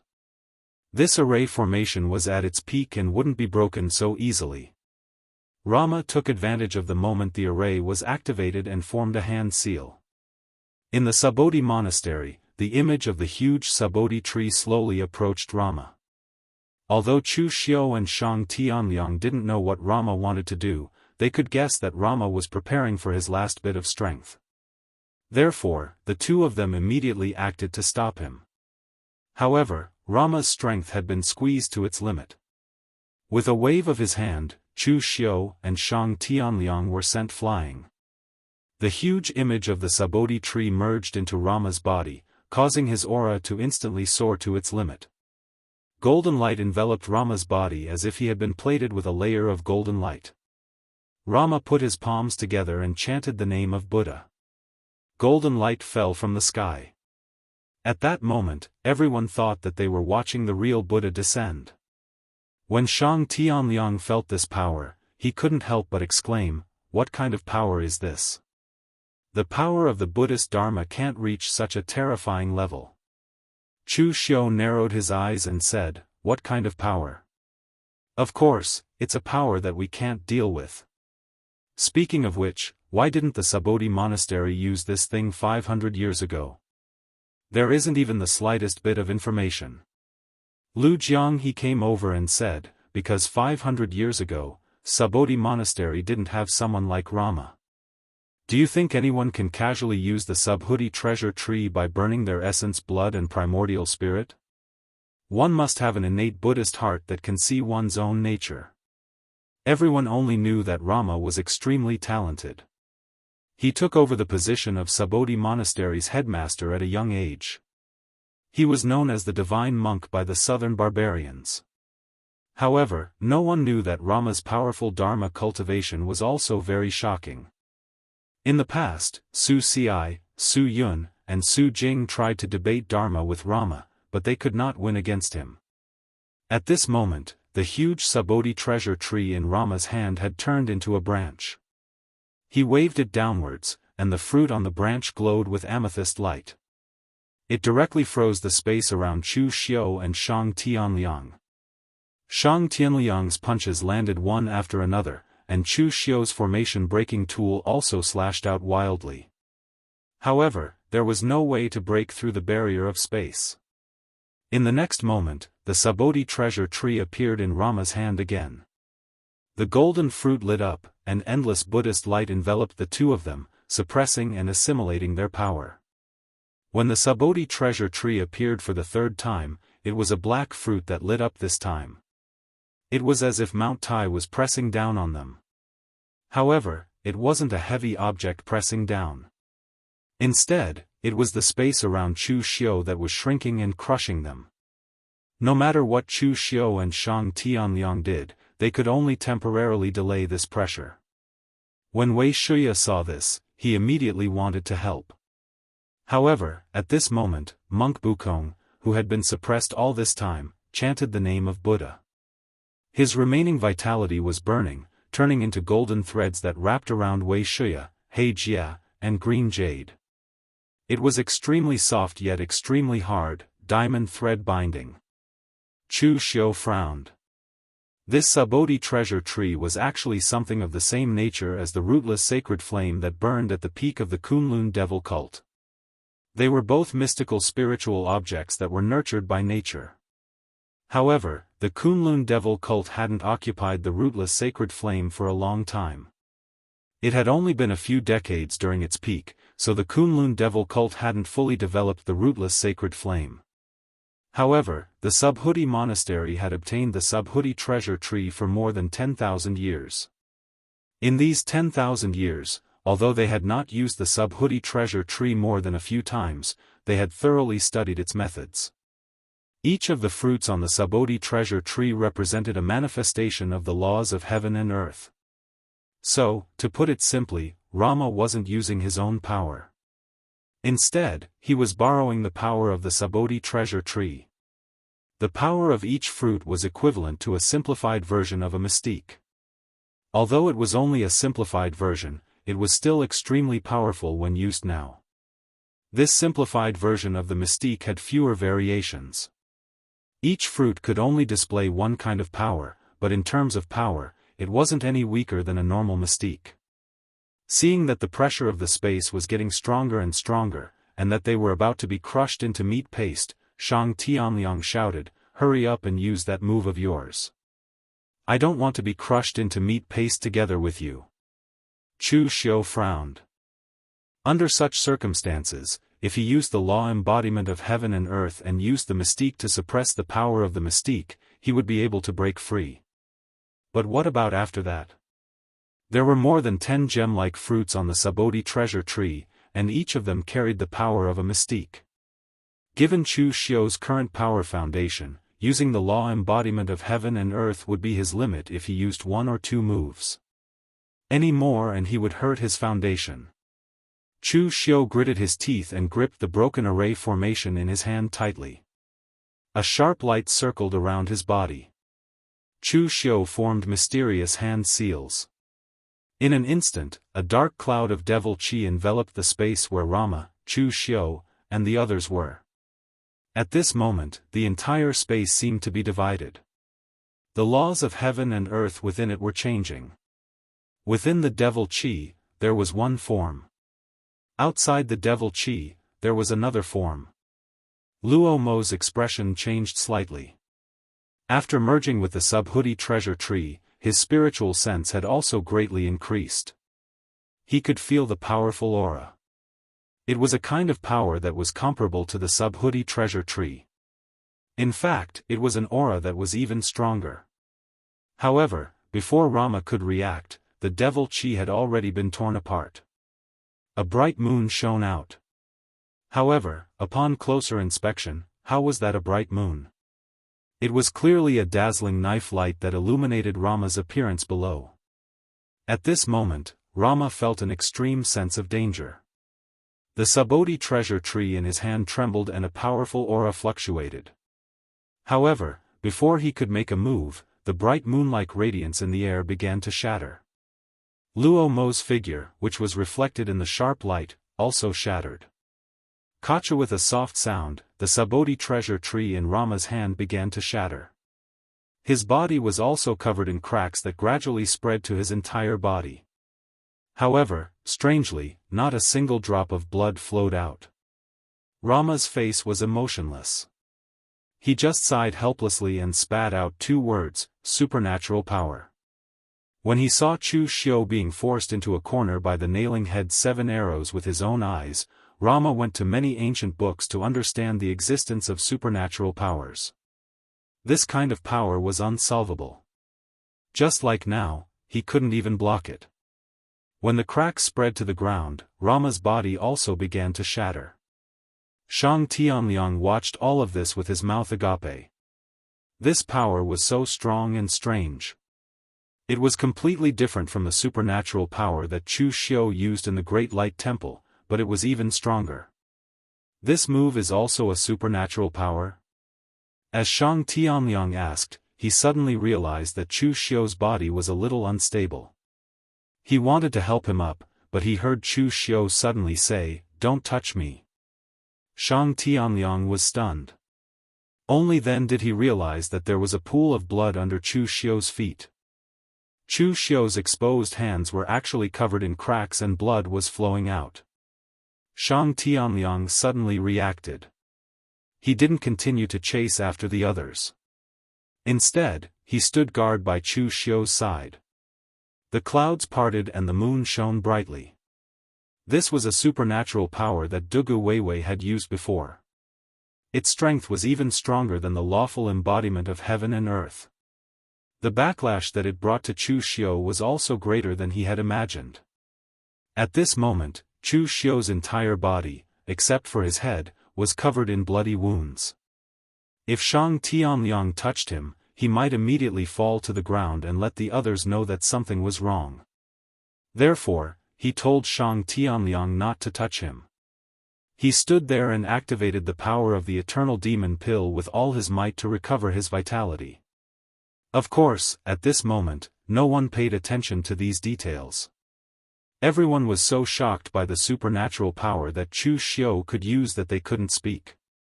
This kind of power was definitely a powerful existence that surpassed their level. If they were in Rama's shoes, the result would be the same. How could they defend against this kind of power that was beyond their understanding and imagination? They couldn't. Just as Wei Shuya and the others were preparing to attack Subhuti Zen Temple, Wukong Monk suddenly let out a low roar. His entire body was burning fiercely. His last trace of vitality, his last trace of qi, blood, and primordial spirit were all burning. The scorching flames forced Wei Shuya and the others to retreat. In the blink of an eye, Wukong Monk was burned to nothing. Wei Shuya and the others were stunned. What did Wukong Monk mean by this? Seeing that Rama was dead, Subhuti Zen Temple's defeat was certain, so he chose to burn himself? However, before they could react, a golden relic suddenly shot out from the raging flames and headed straight for Luo Mo, who was about to turn into ashes. At this moment, only Rama's head had not turned into ashes. The relic pierced through Rama's head. It was as if it had smashed Rama's head into pieces. However, it brought along a wisp of golden light and landed in Xiao Mok's hands. The expression on Xiao Mok's face changed several times. He shouted, "Retreat!" The 6 paths of Buddha's rebirth formation suddenly doubled in size. It trapped 90% of the devil cult warriors who were rushing to attack Subodhi Zen temple. They took the opportunity to turn and escape. Chapter 1156. The Kunlun devil cult had already won the battle at Subodhi Monastery, but the remaining people could not catch up. In terms of individual strength and cultivation, Subodhi Monastery still had the upper hand. 90% of the people were trapped by the 6 paths of Buddha's rebirth formation. Relying on the remaining 10% to chase after them was not a chase, but a death wish. Therefore, Chu Xiu's people all retreated and began to take over Subodhi Monastery. At this time, Chu Xiu also slowly walked into Subodhi Monastery. His black robe fluttered in the wind, and there was a faint bloody aura spreading out. To outsiders, Chu Xiu was declaring his sovereignty and showing off his power. But in reality, Chu Xiu was now injured to the point where he could not even walk quickly. As for the bloody aura, that was true. He had lost so much blood, it would be strange if there was no bloody aura. After entering Subodhi Monastery, Lu Jianghu walked over with a strange look on his face. He looked like he wanted to pat Chu Xiu's shoulder and said, "I didn't expect that the monks of Subodhi Monastery would actually die in your hands. You should know that 500 years ago, they were." Before Lu Jianghu could finish, he saw Chu Xiu fall to the ground. He looked at his hand in confusion. He did not use any earth energy, so what was the meaning of this? Was this a scam? Chu Xiu let out a long sigh, then took out a handful of medicinal pills and threw them into his mouth. Outside, he did not even dare to take medicinal pills, for fear that others would see him in such a weak state. Seeing how exhausted Chu Xiu looked, Mei Qinglian and Mu Zi surrounded him and asked with concern, "Are you okay?" Chu Xiu shook his head and said, "It's just a backlash of power, but it can be recovered." Lu Jianghu glanced at Chu Xiu, who was surrounded by Mei Qinglian and Mu Zi, and then at Lu Fengxian, who was also exhausted and suffering from the backlash of her energy. Only Shui Wuchang and the other 3 weirdly shaped people were surrounding them. He couldn't help but shake his head and sigh, "What a gap! How many people under my holy church have we lost?" Wei Shuya shook his head and said, "It's not too big. Unfortunately, the Subodhi Monastery's losses aren't that big either. Previously, they had the protection of Adumbra Polo, and then they activated the 6 paths of Pagoda rebirth formation, so they didn't actually lose many people. Most importantly, I suspect that Luo Mo is not dead." Lu Jianghu nodded and said, "That's what I feel too. Don't think that Monk Bukong is special, but the undying Zen that he cultivates is extremely difficult to deal with. Even the heartless demon Venerable couldn't kill him. Now that he took the initiative to turn into a Saraira and take away the last trace of Luo Mo's true spirit, he must have a plan. He should be sacrificing himself to preserve Luo Mo's last trace of vitality." Everyone saw the scene of Monk Bukong, but no one had the power to stop it. They could only watch Xiao Mo and the others escape with the Saraira that was suspected to be Luo Mo's true spirit. Chu Xiu shook his head and said, "It's okay, as long as the southern barbarian land is under our control. The rest of us don't need to return to Kunlun for now, just take over the entire southern barbarian land and expel all the forces." At this point, Chu Xiu's eyes revealed a trace of coldness, and he said, "Those who are willing to leave after persuasion, the Holy Church owes him a favor. Those who are not willing to leave, kill them." Most of the time, Chu Xiu was actually not that overbearing. For example, he controlled the northern Yen pugilistic world. While collecting offerings, he also brought order and protection to them. But this time, Chu Xiu had to be overbearing. The entire southern barbarian land must be under his control. For the rest of the time, Chu Xiu was recuperating in the southern barbarian land. The overall situation was settled, and everything in the outside world was handed over to Wei Shuya and the others to deal with. In fact, it would be faster for Chu Xiu to recuperate in the Daoist land. After all, the heaven and earth essence qi was abundant there. But for Chu Xiu, the Daoist land was also full of danger. In the mortal world, he was the demon lord who could dominate the underworld, but in the Daoist land, there were many people who could threaten him. During the time when Chu Xiu was recuperating in seclusion, the direction of the underworld had changed completely. The northern and southern Buddhist sects were successively destroyed in the hands of Chu Xiu, and the entire underworld was shrouded in demonic power. The scene of the Kunlun devil cult dominating the world seemed to be repeating after 500 years. Especially Feng Manlu. Previously, because of Chu Xiu's identity, Feng Manlu had never put Chu Xiu on the sovereign list. But after Chu Xiu destroyed the Subodhi Zen monastery, Feng Manlu immediately ranked Chu Xiu 6th on the sovereign list, below Yi Xiaonan and above the old celestial master. In fact, it was reasonable to say that Chu Xiu should be ranked above Yi Xiaonan. After all, the power of the Kunlun devil cult had completely surpassed that of the moon-worshipping sect. However, Yi Xiaonan had now refined the demon seed and had not come out of seclusion. No one knew how strong he was. If Feng Manlu directly put Chu Xiu above Yi Xiaonan, Feng Manlu was also afraid that Chu Xiu would think that they were provoking the relationship between the two major demonic sects, so they did not dare to mess around. At present, the entire underworld was in a state of apprehension. After seeing Chu Xiu make a move, no one dared to guarantee that they had the strength to challenge Chu Xiu. At this time, unless all the forces in the underworld united together, put aside their prejudices, put aside any internal strife, and fought desperately with Chu Xiu regardless of the loss, then they would have a chance to win. Otherwise, there would only be two results when facing the Kunlun devil cult with the strength of a single force. One was to have the whole family intact, and the other was to leave some survivors. Therefore, when Chu Xiu subsequently expelled the martial arts forces in the southern land, the resistance he encountered was almost negligible. There were not many martial arts forces in the southern land, and under the power of Chu Xiu, those who still wanted to resist were purely courting death. Those who were tough were still in the minority.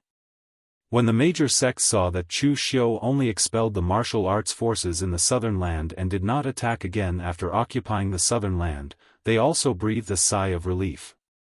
Although they would not naively think that Chu Xiu would stop here, at least he could give them a lot of time to prepare. A month later, in the Subodhi monastery, Chu Xiu's injury was nearly 90% healed. Supernatural power was the power to control the rules of heaven and earth. If one did not have enough strength to use it, it was simply suicide. After using the clouds parting moon and clear sky illuminating shadow, Chu Xiu finally understood why Dugu Weiwa had casually tossed the heavenly phenomenon to the heartless demon lord after seeing it and did not use it himself. It was not because Dugu Weiwei could not understand the celestial phenomenon, but it was not necessary. Dugu Weiwei must have mastered more than one supernatural power, and the power of the celestial phenomenon was already very amazing in Chu Xiu's opinion. In Dugu Weiwei's opinion, it might be just so, so he naturally was too lazy to cultivate it. After his injury was healed, Chu Xiu began to walk around the Subodhi monastery carefully. At the Great Light Temple, Chu Xiu and the others could be said to not have gained any benefits. Although the old monk Su Xia usually looked like a gentle person, he was really ruthless when it came to attacking. Not only did he want to drag them down with him, but he also directly destroyed the Great Light Temple's accumulation of 10,000 years. As for the Subodhi monastery, Xiao Mo was previously instructed by Rama that if they were defeated, he would leave with the last inheritance of the Subodhi monastery, so he also took away a lot of cultivation techniques, elixirs, and resources. However, such a large sect, there were many things that could not be taken away. For example, some cultivation techniques were inscribed on some of the buildings of the Subodhi monastery, and they could not be taken away or destroyed in a hurry. Of course, the most valuable things in the Subhuti monastery were the Adumbra flower, and the Subhuti treasure tree. Only one of the petals of the Adumbra flower had been shattered by Lu Fengxian, but its main body was still there. As long as there was enough vitality, it could bloom. The Subhuti treasure tree had only been shattered by Chu Xiu, and its main body was still intact. The Subhuti treasure tree was like an existence like the rootless sacred fire, nurtured by the world. As long as the world existed, it would not be destroyed. In front of the Buddha pagoda of the Subhuti monastery, Chu Xiu stopped and looked for a long time. The Buddha pagoda was built by the eminent monks of the Subhuti monastery, and it had always been reinforced. Every generation of abbot or eminent monk would leave their understanding of the Buddhist Dharma in it, but it was only the Buddhist Dharma, not cultivation techniques. Therefore, this thing was a supreme treasure for Buddhist cultivators, but for Chu Xiu, it was not very useful. As for the Adumbra flower, Chu Xiu had also carefully observed it. This thing was definitely a natural treasure, but it was only a natural treasure of the Buddhist sect. He thought for a moment, then directly brought out Grandmaster Yuan Ji and asked, "Do you think this thing can be used to refine Supreme God pills?" Grandmaster Yuan Ji shook his head and said, "I don't know." Hearing this, Chu Xiu immediately frowned and said, "I already passed the Heaven Cry Demon Venerable's inheritance to you, but you're telling me that you don't know?" Hearing this, Grandmaster Yuan Ji said with a wronged expression, "Lord, what you taught me was only about formations and divination, how would I know alchemy?" Chu Xiu smacked his head. Only now did he remember that he had given Miracle Dr. Feng Buping the elixir. The Heaven Cry Demon Venerable was an all-round talent, and he had always used Grandmaster Yuan Ji as the Heaven Cry Demon Venerable. Only now did he remember that he was not the Heaven Cry Demon Venerable. Then, Chu Xiu asked someone to find Feng Buping. Feng Buping had joined the Kunlun devil cult for a long time. When he was in the subduing martial hall, he had followed Chu Xiu. This time, Feng Buping also came to the southern barbarians. If the disciples of the Kunlun devil cult were injured in the fierce battle, Feng Buping could immediately heal them. After seeing the Adumbra flower, Feng Buping pondered for a moment, then said, "The Adumbra flower is the Buddhist sect's sacred flower. I'm afraid that there is no other treasure of this level in the entire underworld. Logically speaking, it can be used to refine Supreme God pills. However, the Adumbra flower can only reach its peak when it blooms, so I can't guarantee the effect of refining it now. Also, although the Heaven Cry Demon Venerable left behind the refining method of the Supreme God pill, it was just an attempt, and he succeeded by luck. Even if the Heaven Cry Demon Venerable tried again, he might not succeed, let alone me." Chapter 1157. To Chu Xiu, the Adumbra flower wasn't very useful, at least for now. Since he couldn't refine it into a Supreme God pill, he would just leave it there and wait for Feng Buping to have a chance. What Chu Xiu was really interested in was the Subhuti treasure tree. After all, he had experienced the true power of the Subhuti treasure tree. At this time, under the Subhuti treasure tree, Shang Tianliang was sitting cross-legged, studying something. Chu Xiu walked over and said, "Lord Shang also wants to comprehend the Buddhist Dharma under the Subhuti treasure tree?" Shang Tianliang shook his head and said, "I don't have that kind of talent. I just want to study how this thing was born. Since it's a tree, it must have grown. But why does the fruit it bears contain the power of the laws of heaven and earth? Say, if I break off a branch, can I plant it, pour my power into it, and control it after it grows bigger?" Chu Xiu shook his head when he heard this. Shang Tianliang was practically a vegetable planting maniac. He wanted to try everything. Chu Xiu said directly, "That's impossible. The Subhuti treasure tree is born from heaven and earth. It's actually something of the same nature as the rootless sacred fire on Kunlun Mountain. It's just that the way it appears is different. One is a fire, and the other is a tree. Moreover, even if you can really grow it, it's useless. At first, there wasn't a single fruit on the Subhuti treasure tree. It took who knows how many years to grow to its current state. This thing has existed since ancient times. I heard that in the lower realm, it only grew 2 fruits in 10,000 years.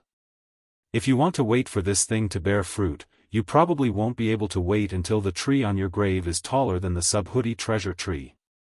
Shang Tianliang glared at Chu Xiu. Why was his tone so similar to that of Lu Jianghe? Shang Tianliang himself had forgotten that his mouth was also very poisonous. Chu Xiu ignored Shang Tianliang and sat under the Subhuti treasure tree. He formed a Buddhist seal and closed his eyes to meditate. When Shang Tianliang saw this, he couldn't help but sneer. I say, Chu Xiu brat, you killed so many Buddhist disciples and cultivated a demonic art. You still want to comprehend the power of the Subhuti treasure tree? Aren't you being too whimsical? If you can comprehend the power of the Subhuti treasure tree, then the heavens are blind. Chu Xiu replied without turning his head, why can't I? Don't forget, I've also cultivated a Buddhist cultivation method. Humans were divided into devils and Buddhas, but everyone could learn power. The power of Buddhism is just one of the powers in this world. Monk can control it, but I can't. Shang Tianliang snorted disdainfully. If it was like what Chu Xiu said, then the devil could control Buddhist techniques. In fact, if one wanted to cultivate a Buddhist cultivation method to a profound level, they would need a large number of Buddhist scriptures and a deep understanding of Buddhism. Only then would they be able to push their cultivation method to the peak. For someone like Chu Xiu to casually comprehend something under the Subhuti treasure tree, this was simply a fantasy. As soon as Shang Tianliang thought about this, he saw the Subhuti treasure tree emit a bright light. Those crystal-like fruits bloomed with starry power and poured into Chu Xiu's body. In an instant, Chu Xiu's body was shrouded in a colorful Buddhist light. He didn't look like a devil whose hands were stained with blood. Instead, he looked like an eminent monk who had achieved the Tao. When he saw this scene, Shang Tianliang was dumbfounded. After a long time, he squeezed out a word, F***ck. Apart from this word, he really couldn't think of any other words to describe his current mood. The heavens were really blind. He had studied under the Subhuti treasure tree for more than 10 days, but he had gained nothing. However, a devil like Chu Xiu had come and the Subhuti treasure tree had reacted as soon as he sat down. How could he endure this? It was simply unreasonable. At that moment, the power of Buddhist light in Chu Xiu's body triggered all the power in his body, twisting and changing back and forth. Just as he had said to Shang Tianliang before, he had never regarded the Subhuti treasure tree as a Buddhist treasure from the beginning. Instead, he had regarded it as an existence like the rootless sacred flame. It was also a power revealed by the laws of heaven and earth. He only needed to comprehend the power within it. Who cared if it was a Buddha or a devil? He didn't know if divine monk Tan Yuan had also given the origin of power to Chu Xiu when he had passed on his legacy to Chu Xiu. Even he hadn't expected that he would succeed just as he was about to try and trigger the power of the Subhuti treasure tree. The origin of Buddhist light flowed continuously in Chu Xiu's body and finally converged into one. In Chu Xiu's hand, a strange lotus flower actually bloomed. It was strange because this lotus flower was actually in the shape of a cross.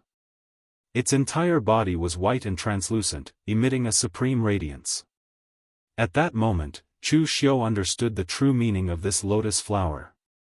The lotus flower was pure and untainted. Even if it fell into the filthy world, it could still ensure that it was bright and clean. The great cross of redemption, up and down, left and right, encompassed the world in all directions and redeemed the world. The cross-shaped lotus seal was the power to purify and redeem a world. It was also a magical power that Chu Xiu had comprehended from the Subhuti treasure tree.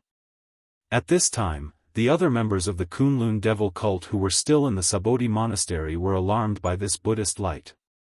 They were all dumbfounded as they watched all this. It was true that Chu Xiu knew Buddhist techniques, but the number of Buddhist warriors who could comprehend the Tao under the Subhuti treasure tree could be counted on one hand. In the end, Chu Xiu, an outsider and a devil Dao warrior, had comprehended a magical power under the Subhuti treasure tree. This was quite ironic. After a while, the cross-shaped lotus seal dissipated and Chu Xiu also woke up.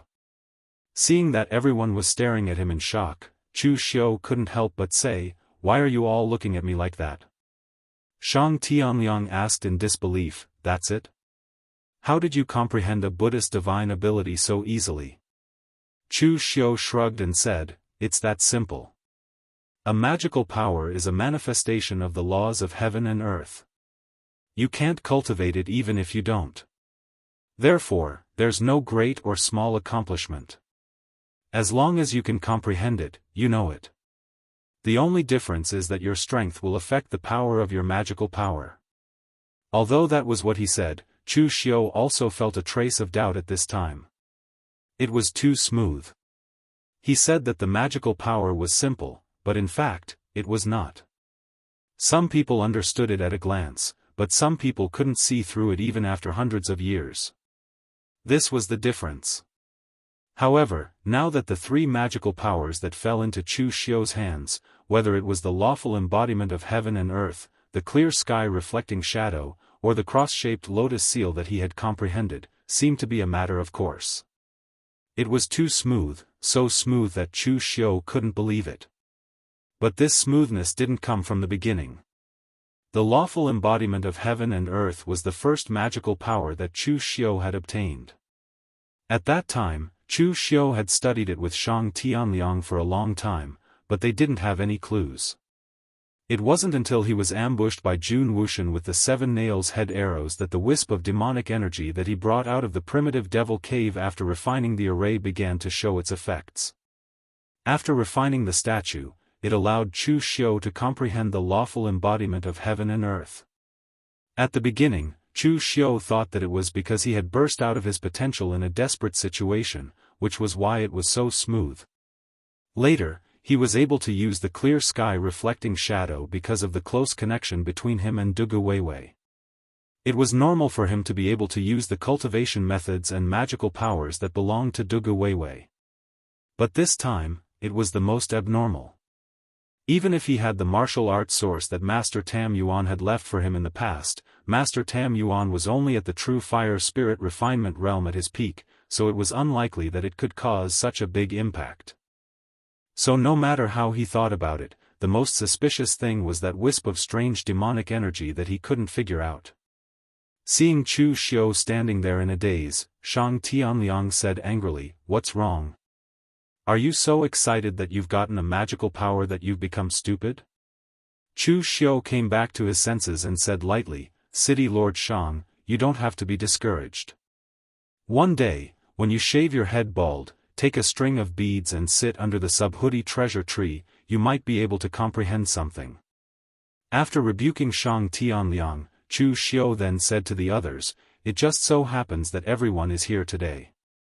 It's time for us to prepare to discuss the issue of entering the Daoist to cultivate."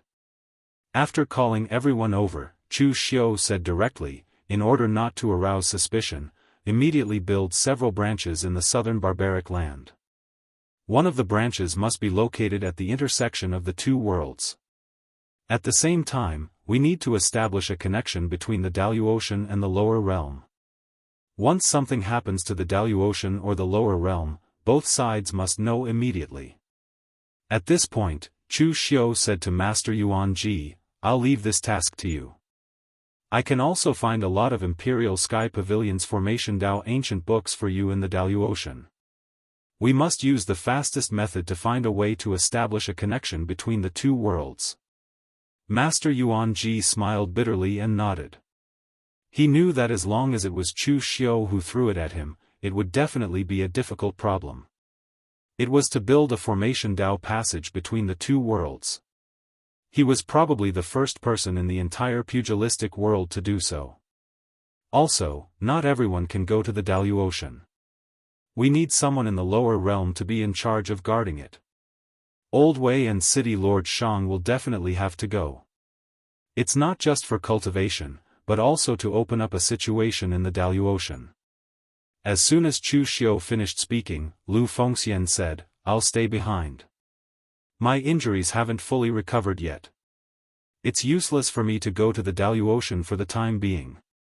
Chu Xiu had the indestructible fiend pill, so even though the injuries caused by the divine power's backlash were 90% healed, Lu Fengxian was not so fast.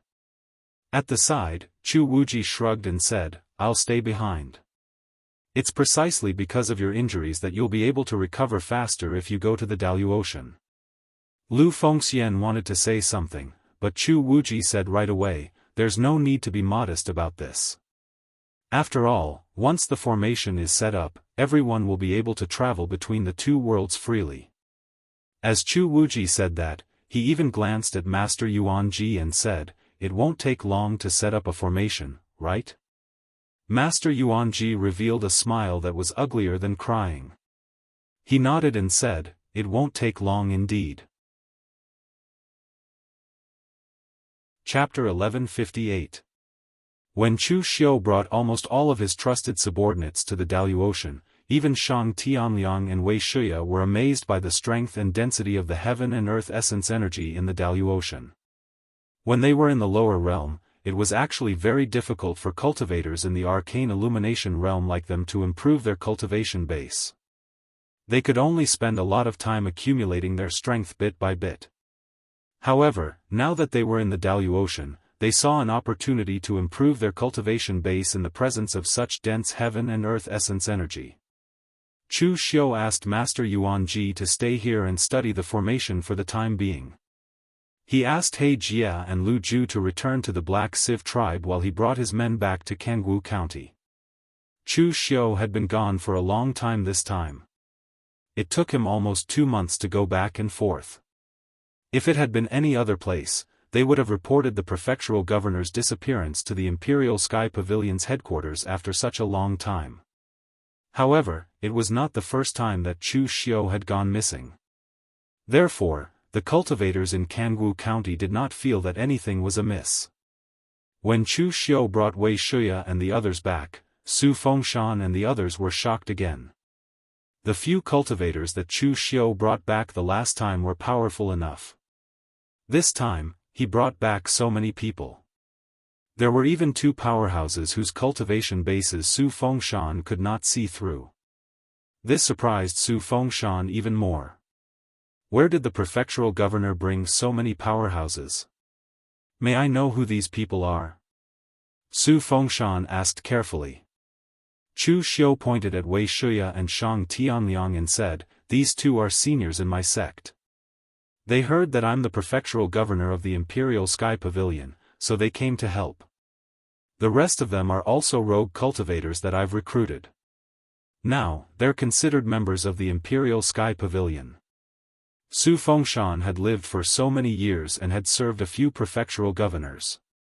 Chu Xiu's words could not even fool a child, let alone him. "Aren't you Gu Zun's successor? Where did the elders come from? Moreover, it could be explained if you only recruited 1 or 2 powerhouses, but now you actually got so many powerhouses who were not weak. It was as if they were all queuing up for you to recruit them. This was too fake." However, although Chu Xiu's excuse was very fake, Su Fengshan did not dare to say more. With Chu Xiu's power and influence, he didn't have the guts or qualifications to interrupt. However, everything that Chu Xiu did afterward made Su Fengshan, Shen Hui, and the others somewhat dissatisfied. After Chu Xiu brought the members of the Kunlun Devil cult to Jianghu County, he actually let them take over the majority of Jianghu County's affairs. In the past, when Chu Xiu was not around, Su Fengshan and a few others were worried about the majority of Jianghu County's affairs. They even complained that Chu Xiu did not care about the affairs. However, now that Chu Xiu had taken away their authority, it was their turn to be dissatisfied. Apart from Kucha, who was not present, Su Fengshan and the other 2 vaguely expressed their dissatisfaction. Of course, even if Kucha was present, he would not dare to say anything. After all, he had seen Chu Xiu's true colors and had been forced to become Chu Xiu's trusted aide. "Sir, it's not that we're dissatisfied with others taking over our positions. It's just that they have never participated in the management of Jianghu County before this. If you let them take over in such a hurry, I'm afraid it will ruin things, Su Fengshan said cautiously. Chu Xiu narrowed his eyes and said plainly, Elder Su, you've been with me for some time now. Actually, there's no need to beat around the bush. Everyone can just say it as it is. All of you address me as Sir, but if I ask you to fight with your lives on the line against Cold River City, who would dare to go? Su Fengshan and the other two were speechless. They did not dare to boast in front of Chu Xiu. This was not a matter of whether they dared to go or not. Rather, if they went, they would simply be throwing their lives away. Since that was the case, why would they go?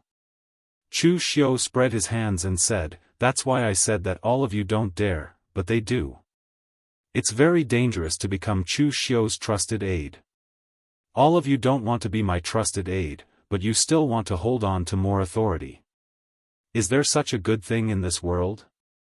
However, Elder Su, you don't have to worry. After all of you have been following me since the beginning.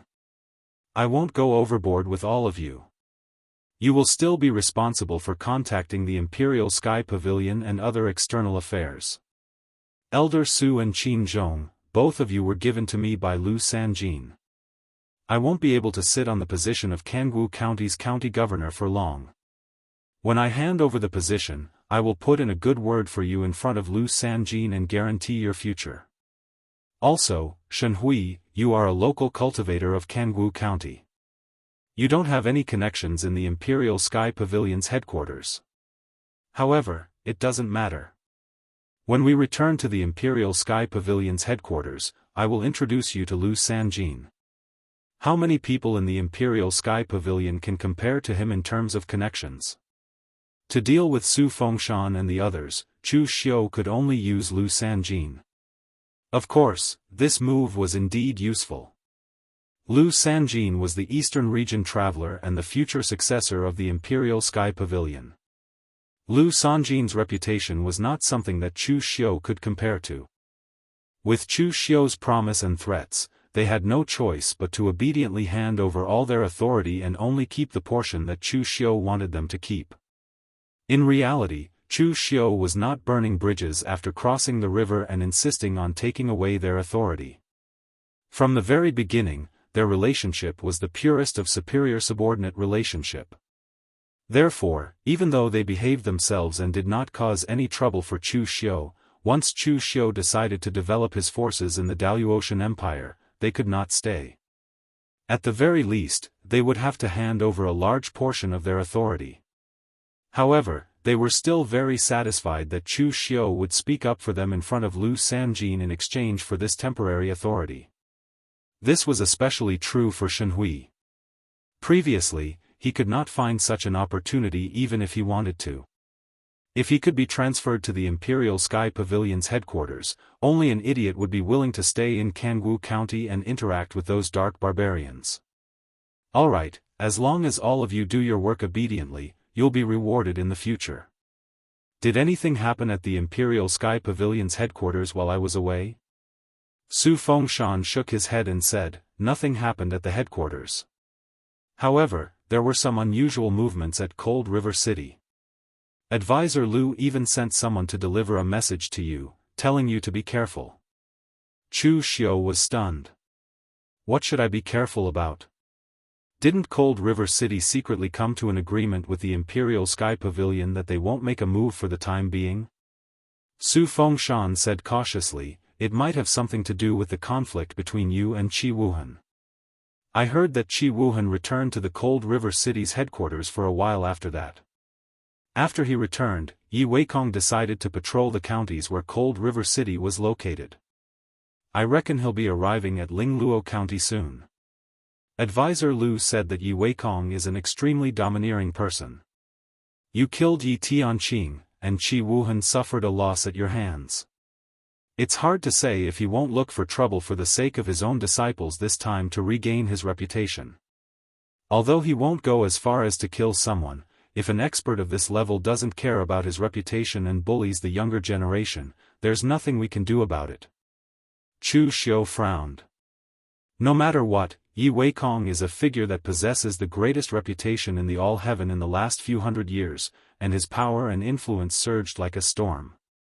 He wouldn't really be so petty, right? At that moment, Chu Xiu had forgotten that he wasn't a petty person. If Lu Fengxian, Mei Qinglian, and the others were bullied like that, he would do the same. Bullying the weak? He wouldn't care about that. Chu Xiu waved his hand and said, "All right, I understand. You can leave first." After Su Fengshan and the others left, Chu Xiu held his chin and frowned. Lu Sanjin didn't say that Yi Weikong would definitely come. This was just a deduction he made based on Yi Weikong's personality. However, if Yi Weikong came, it would truly be a difficult problem. With Chu Xiu's current trump cards, he had no idea what he could use to stop a martial immortal level expert. Although Chu Xiu didn't know exactly how strong Yi Weikong was, he knew from looking at Jun Wuxian that he would not be able to stop him at all.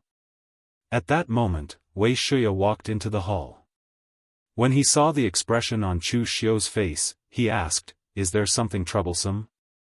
Chu Xiu nodded. Then, he asked, "Where's City Master Shang?" Wei Shuya shook his head helplessly. He said, "He gathered a lot of strange seeds in the lower realms.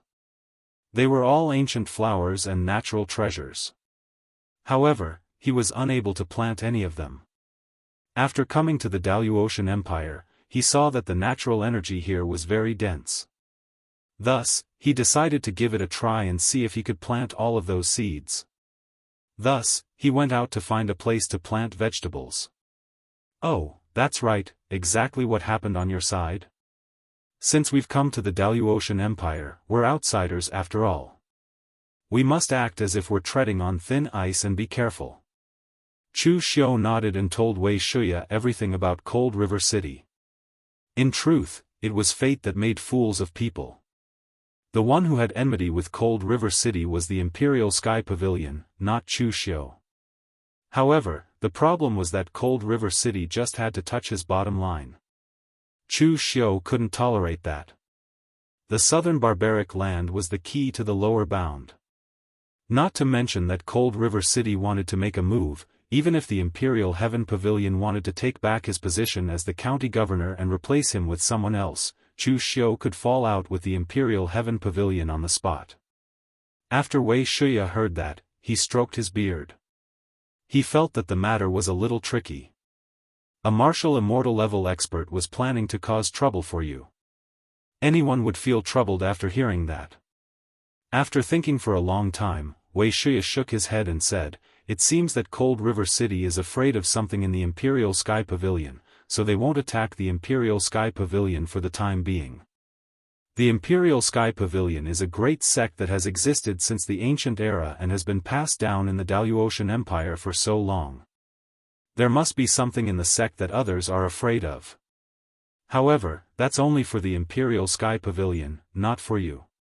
We can't guess what an expert of this level is thinking, nor can we guess. Although your fake identity is that of the ancient sovereign successor, there are strong and weak martial immortals. In addition, Yi Weikong is domineering and overbearing. He might not care about your identity as the so-called ancient sovereign successor. It's more likely that the ancient sovereign will come personally. Unfortunately, this isn't the lower realms. If we were in the lower realms, I might be able to use the power of the rootless sacred flame. After hearing Wei Shuya mention the rootless sacred flame, Chu Xiu suddenly had a bold idea. Chapter 1159. Practically every peak power had their own trump card. However, Chu Xiu had forgotten that his Kunlun devil cult also had a trump card. It was Wei Shuya's rootless sacred flame. As long as he was near the rootless sacred flame, Wei Shuya would be able to utilize its power. It was even stronger than when Rama utilized the power of the Subhuti precious tree. The reason for that was because the Subhuti precious tree did not belong to Rama. Rama could only forcibly ignite his blood essence and primordial spirit in exchange for great power in order to forcibly control the Subhuti precious tree. However, Wei Shuya was different. The demon-exalted heaven-weeping supreme divine pellet contained a trace of the rootless sacred flame's source energy. After Wei Shuya refined it, it was equivalent to him being an existence of the same origin as the rootless sacred flame. Naturally, he would be able to utilize the rootless sacred flame's power without any restrictions. Of course, the prerequisite was that he must be near the rootless sacred flame, and be able to withstand the pressure from the rootless sacred flame's power. Chu Xiu narrowed his eyes and said, "Old Wei, if you are able to control the rootless sacred flame, would you be able to instantly unleash the power of a martial immortal?" Wei Shuya said, "That's not an issue. Do not underestimate the power of the rootless sacred flame. It is a natural divine item born from the dragon vein. Even martial immortals cannot destroy it. They can only seal it." After saying those words, Wei Shuya suddenly realized something. He looked at Chu Xiu and said, "You couldn't possibly be thinking of having me use the rootless sacred flame to pretend to be a martial immortal, right? That's not a bad idea. Unfortunately, it won't work. I must be near the rootless sacred flame in order to control it. However, the rootless sacred flame cannot even leave Kunlun. How could it possibly bring the Daoist people here?" Chu Xiu said with a deep voice, "Where there's a will, there's a will. How would you know if you haven't tried? In the lower realms, the power of our holy church has more or less reached the peak. As long as it's not all the righteous sects joining hands, or the heavenly gates taking action, we will be able to withstand them." However, in the Daoist Empire, it was not that simple. Without a single martial immortal, a sect was akin to an ant that could be destroyed with a wave of the hand. To put it bluntly, my identity as Gu Zun's successor is merely a tiger's skin. While it might be able to intimidate others, it will not be able to intimidate actual martial immortal level experts. For this reason, if they find out my master is a martial celestial who's extremely protective and doesn't care much about the rules, I'm sure we'll have a good time in the future. There were some things that Chu Xiu dared to think about. Although Wei Shuya felt that Chu Xiu's idea was unrealistic, he had to try it to know. Therefore, Chu Xiu and Wei Shuya went straight to the south. At present, there was Shang Tianliang and a group of experts under Chu Xiu's command guarding the county governor's mansion. Basically, there was no need to worry about people making trouble. Chu Xiu didn't even need to instruct them to pay attention. Everything would be distributed just like in the lower realms. In the south, at the passage between the two realms, Master Yuan Ji was arranging a formation with a pleased look. Previously, he thought that Chu Xiu gave him a difficult problem. Who knew it was easier than he imagined? Although there were two different worlds, the distance could be said to be very short because the two worlds were overlapped. It should be said that there was no distance at all. The main problem was that there was a certain degree of spatial interference because they were two different spaces after all. There might be a high probability of loss when transmitting messages normally. However, this was not a problem. The formation inheritance left by Demon Venerable Tian Weeping could be said to be very complete. There were also a lot of space involved. He was almost done with the arrangement, and it was only a matter of time before he completed it. Therefore, when he saw Chu Xiu coming, Master Yuan Ji went forward to take credit with a happy face. "Sir, give me less than 10 days, and I will be able to complete this formation." Chu Xiu nodded and encouraged him. Not bad at all. However, before Master Yuan Ji could finish being happy, Chu Xiu said, "By the way, I have one more thing to ask you. If I want to connect the rootless sacred flame to the Daoist, is it possible?" Master Yuan Ji was dumbfounded when he heard that. How could this lord be so fickle-minded? Who can withstand it? Just as he was about to say that it was impossible, he saw Chu Xiu's gaze. He had to swallow his words and said, "In theory, the formation can directly affect the operation of the heaven and earth law. The rootless sacred flame is also a kind of manifestation of the heaven and earth law. Naturally, it is also possible. However, your subordinate strength is meager, so I really can't do it. Even if the former Skycry Demon Venerable were here, he might not be able to do it. Chu Xiu rubbed his chin and said, "What's the difficulty?" Master Yuan Ji said directly, "The difficulty is actually how to draw the rootless sacred flame out of Kunlun Mountain. Actually, crossing these two worlds is not considered difficult. This is the place where the two worlds overlap. I have already removed the influence of space. As long as I can draw the rootless sacred flame over, I can use the same method to let the rootless sacred flame cross the two worlds." However, the crux of the problem was that the rootless sacred flame couldn't even travel from the peak of Kunlun Mountain to the foot of Kunlun Mountain, let alone allow the rootless sacred flame to cross the two worlds. Formations like the 6 paths of Buddha rebirth formation can seal the rootless sacred flame, but it can't affect the direction of the rootless sacred flame. Chu Xiu said in a low voice, "You can't do it, but can other people in the pugilistic world do it? Do you know anyone in the pugilistic world who can complete such a formation? Don't forget that the sacred sect has already dominated the pugilistic world. If you want people, I can get them for you. If you want materials, I can still find them for you."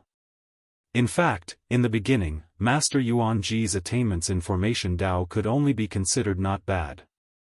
What he was really good at was Divination Dao. However, Chu Xiu had imparted Demon Venerable Heaven Cries Formation Dao to him. That had allowed Master Yuan Ji to improve by leaps and bounds in Formation Dao.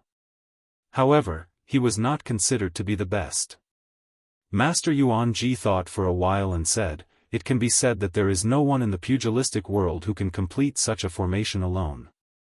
However, it is possible to team up. I know of 2 people who stand at the pinnacle of the Formation Dao lineage and are most proficient in this type of Formation Dao. One of them is the Purple Star Hall Master of the True Martial Sect, Sage Fa Yuan Zhuge Qingshan.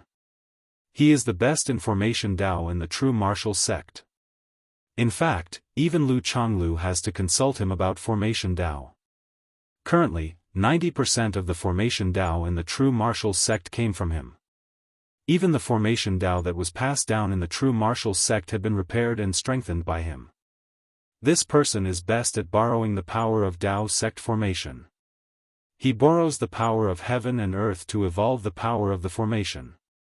Sometimes, a formation doesn't even need any external force to drive it. It can be operated completely by the power of heaven and earth or special terrain. The second person is the Great Master of Formation Dao in the Imperial Worship Hall of Eastern Qi, Array Ghostly King Chao Ying. This person's Formation Dao is inclined to be unconventional. He has many kinds of strange and wonderful ideas. However, his methods are a little evil. He has used the method of sacrificing human lives to set up formations many times. Therefore, he is known as the Array Ghostly King.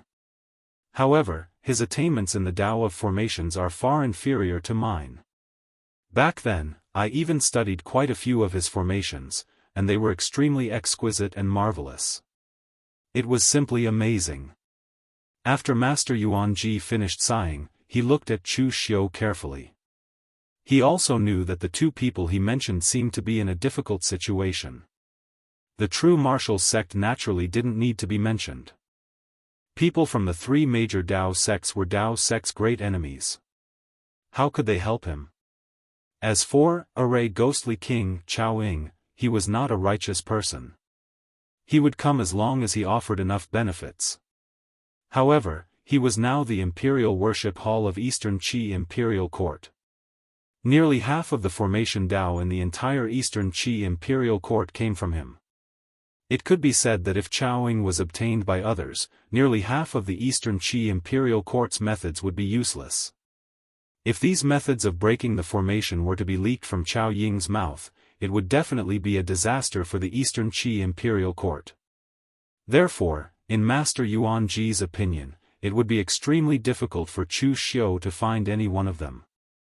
However, after listening to him, Chu Xiu directly waved his hand and said, "All right, leave this matter to me. Hurry up and complete the formation here, then prepare to connect to the rootless sacred flame." After speaking, Chu Xiu directly used the passage between the 2 worlds to return. Wei Shuya also followed him back, just in case. After all, the forces in the lower realm were currently weak. Most of Chu Xiu's trusted subordinates were in the Daoist Empire. As soon as they returned to the lower realm, Chu Wuji was guarding the door.